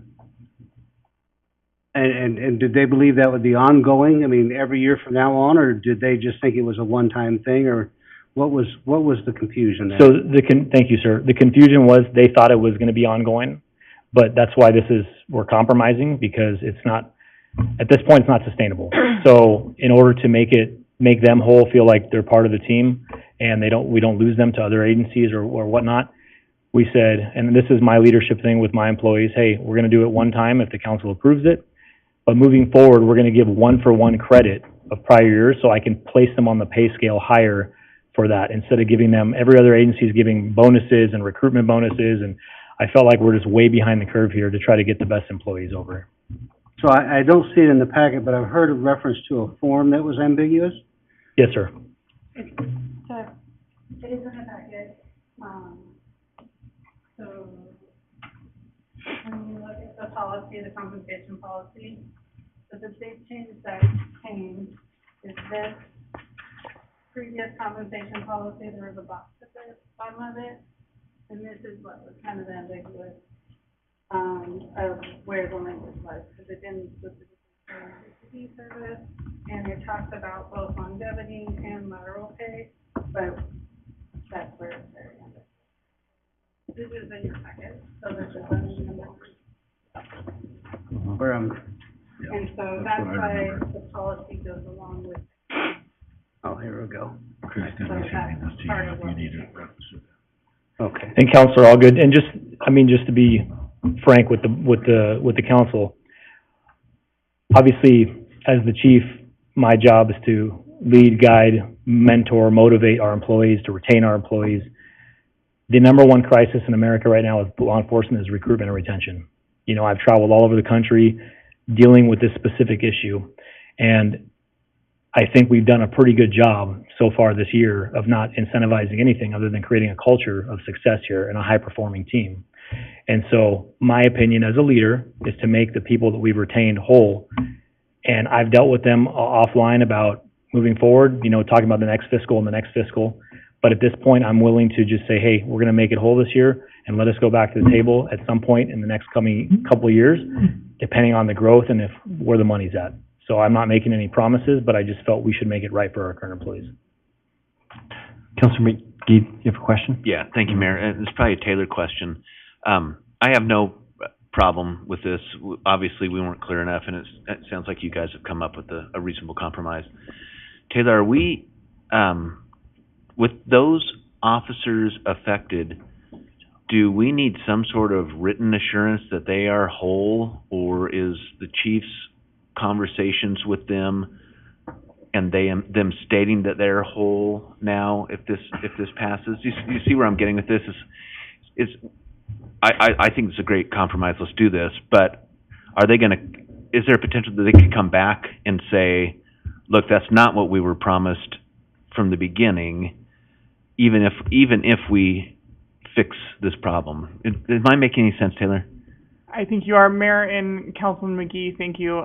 Just to add a little bit of clarification from my perspective, while I haven't been completely involved in all the different dialogues and email communications, I feel like I have a general understanding to kind of how we arrived at this position. I don't believe that the acceptance of employment with Caldwell Police for other positions that were lateral coming into CPD had any sort of like written expectations that were very, very clear and delineated. I think the issue that we've kind of come upon is that there's been this ambiguity that has kind of gone unanswered for a while. And so what you see in front of you here are department heads that have kind of come together and collaborated to make sense of what hasn't been clear in the past. I don't believe, based on my understanding, that there's any sort of obligation that we make a certain decision either this way or that way.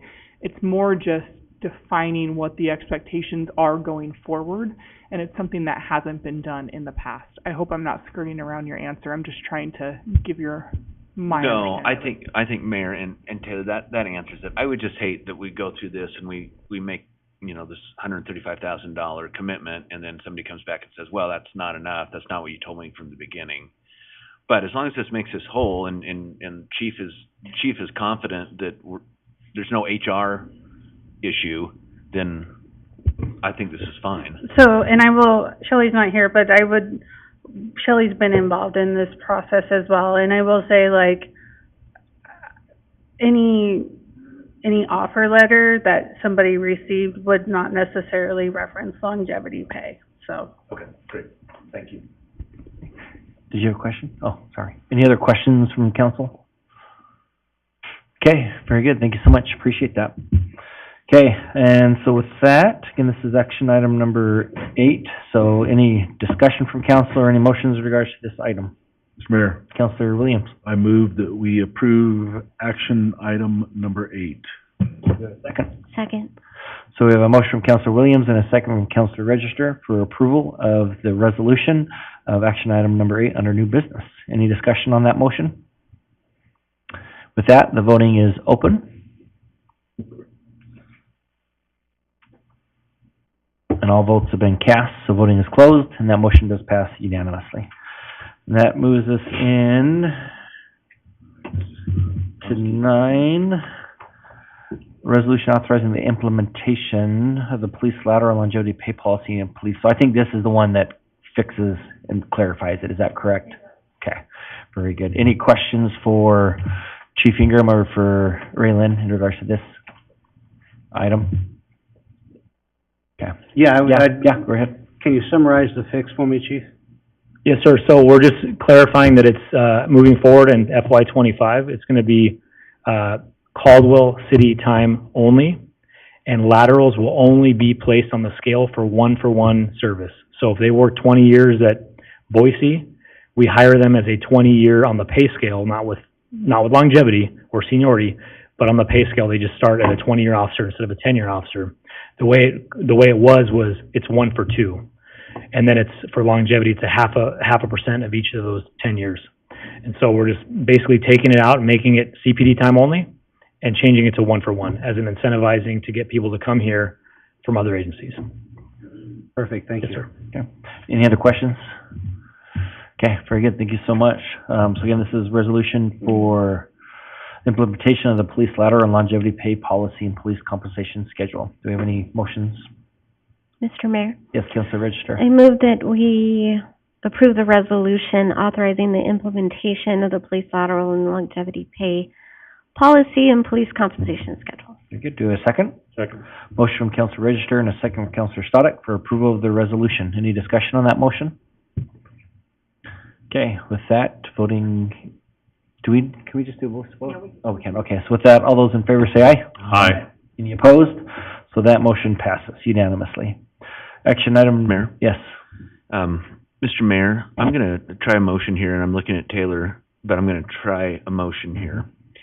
Mr. Mayor, I move that action item number 10, action item number 11, and action item number 12, be, that the record reflect that they were considered separately, but the vote actually be that they were, separate items. Okay. Okay. Very good. I think we're good. Second that, or you? We have a motion from Councilor McGee and a second from Councilor Doty. If we do it before she says anything, we can move forward. I don't think I So, didn't say it quite how I yes. meant it. I can try to restate Oh, it you're- if there's, You're good. That's good. I'm Okay. confused. Good. So if this is to, basically the vote that is taken on action number 10 will be carried forward for 11 and 12 as well. yeah, So, I'm usually better at making those motions, Mayor. I apologize. that's all right. Okay, Mr. McDonald. Thank you, Mr. Mayor and Council. I'm disappointed, Mr. McGee, you're cutting out on my, presentation time here. Hey, hold on one second. So we didn't take a vote on that one motion.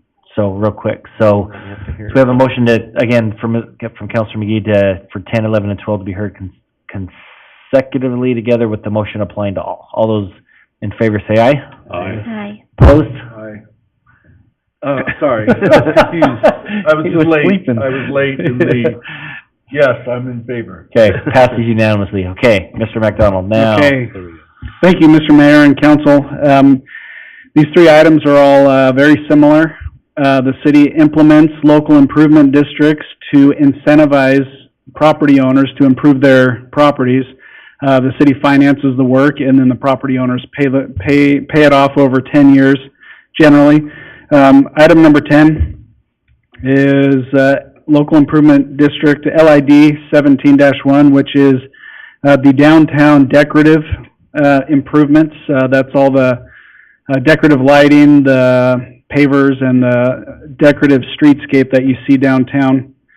The second item, or I should say action item 11, is, of course, LID 21-1, which is the miscellaneous concrete LID, and that is implemented throughout the entire city. If any property owner has a section of concrete sidewalk or a driveway apron that needs repair, then they can sign up for that LID.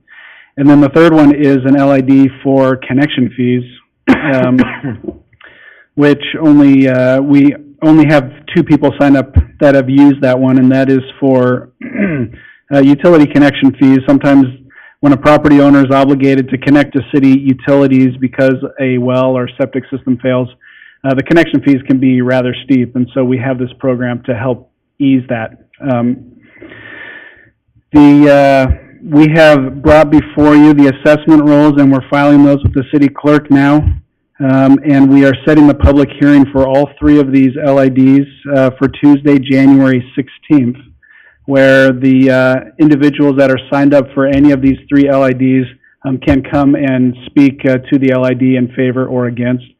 All of the work has been completed for these LIDs, and staff spends quite a bit of time beforehand reaching out to all the property owners, making sure that they're aware of what's going on so that they don't show up at the public meeting not understanding the process. And as much as we cannot reach out or contact individuals, there may be some that show up to speak, but that is per state code, that's their right to be able to speak to the at the hearing. Once the hearing is settled, and we have finalized the assessment roll, then it would be accepted by City Council after the public hearing on the 16th of January, and at that point it becomes recorded with the county. So all this is doing is setting the date. We're Yeah, not this is approving just anything, setting we're the just setting the date. Okay, very good. Any questions from council? Yes, Mr. Mayor, may I? Yes. I'm looking at Exhibit A again, Rob, and I'm just a little confused by what I'm looking at here. So, can you break it down for me, cookies on the bottom shelf? Yes, Councilman, Williams, are you referring to Exhibit A on, 17-1 LID? Yes, thank you. Okay. So Exhibit A, this indicates that there were 9 individuals that signed up for this local improvement district, option. This is the downtown decorative, improvements. And so what you have here are the property owners, the legal description of their properties, and these are things that are required that we need to have in this document. The property address, the owner address, the LID amount, so that is the amount that they owe the city. And then the property value just indicates that if, that has to be more than the LID amount because their properties are liened if they do not pay their, LID amounts. And so this is the amount that they are going to be obligated to pay off. They have 30 days. As soon as the assessment roll is accepted, they can pay the entire amount off within the first 30 days. If they choose not to do that, then it goes into a 10-year payment plan. So these 9 here, sorry, Mr. Mayor. Yeah, please go ahead. They signed up for this. These 9 on your list have said, we want to be a part of this, or these are the 9 that are included in the area that you designated? These are, correct, Councilman Williams, these are the 9 individuals that have had improvements done on their property through the LID program. And in as much as we have the documentation, all 9 of them have signed up. There is one that we know of where we cannot find the actual signed document. And so we're still working through that, and we're trying to reach out to the property owner to figure out how to address that. But yeah, generally, they've all signed up. They've all consented to being a part of the LID, and then the work has been done on their property, so they should all be aware of what's going on. The issue that we have run into in the past is sometimes they sign up and the work is done, and then shortly thereafter, they sell the property, and a new owner comes into the property who maybe that information was not disclosed to during the purchase and sale of the property. And so they may be caught off guard. And so that's one of the reasons why we're trying to reach out to everybody and make sure they understand what's going on before we get to the public meeting on the 16th of January. Thank you. Okay, any other questions? Okay, any motions to set this public hearing date for January 16th? And a second, motion from Councilor McGee and a second from Councilor Stoddard. Again, it's setting the public hearing date for these assessment rolls for local improvement districts to Tuesday, January 16th, 2024. Any discussion? All those in favor say aye. Aye. Any opposed? That motion passes unanimously. And that moves us into action item number 13. Bill number 60, ordinance number 3554. Again, this is one of those housekeeping items for the Caldwell Municipal Irrigation District annexations into that entity. Is there any questions for staff, or is there any motions in regards to that item? Mr. Mayor, Councilor Allgood. I'll sponsor Bill number 60, ordinance number 3554, and move for its passage by title only. Very good. Do we have a second? Second. A motion from Councilor Allgood and a second from Councilor Doty for adoption of Bill number 60, ordinance number 3554. The request to move for its passage by title only. Voting is open. And all votes are cast, so voting is closed, and that passes unanimously. That moves us on to the finance report. I got it. Councilor Register. I move that accounts payable in the amount of $5,000,007 represented by checks number 174022 through 174269, and payroll for the amount of $652,848.79 represented by check numbers 39211 through 39225, and direct deposits be accepted, payments approved, and vouchers filed in the office of the city clerk. Very good. Do we have a second? Second. Motion from Councilor Register and a second from Councilor Williams for acceptance of the finance report as stated. All those in favor say aye. Aye. Any opposed? That motion passes. Council reports. Should we go backwards tonight? Catch you off guard? Councilor McGee? Quickly, Mayor, appreciated being able to attend the prayer breakfast with you this morning. Seems like a week ago at this point. Where religious and church leaders from across our community were able to get together and have a good conversation, and I just think that sets a good precedent whenever we can, that we can work with our local churches to do good things, and I think you set the tone well there this morning, Mayor. Reminder, I talked about it last meeting, but Tracy Casper will be installed, and there's an event for Tracy tomorrow night. And Mayor, you've got a big decision to make, because I had to make this decision too. I hope you're able to go to the basketball game and root on the Yotes and make sure that you keep the mayor's trophy, but you've got to do what you've got to do. I was asked to speak at the thing tomorrow night, so I may be able to get there late to the game though. Okay, let's hope that you are there and you're able to retain the trophy. That's the plan, for sure. So, Councilor Allgood? Nothing tonight, sir. Councilor Williams? Nothing, sir. Councilor Doty? I'm good for tonight, thank you. Well, we might have to keep this going. This is how this is gonna usually go. So, yes, very good. Okay, thank you so much. I'll be very brief. So just, Thursday night is our Employee Appreciation Dinner. Very excited for that. It just gets bigger and better every year. So we're so excited for what we have in store for the employees, and to just chance for us to show them how much we appreciate them. So appreciate your support in that with approving the budget so that we can do this event.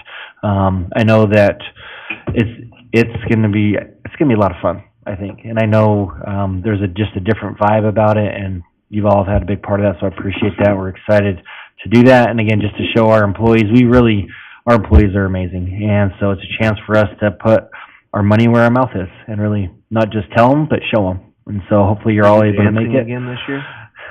I hope not. Okay.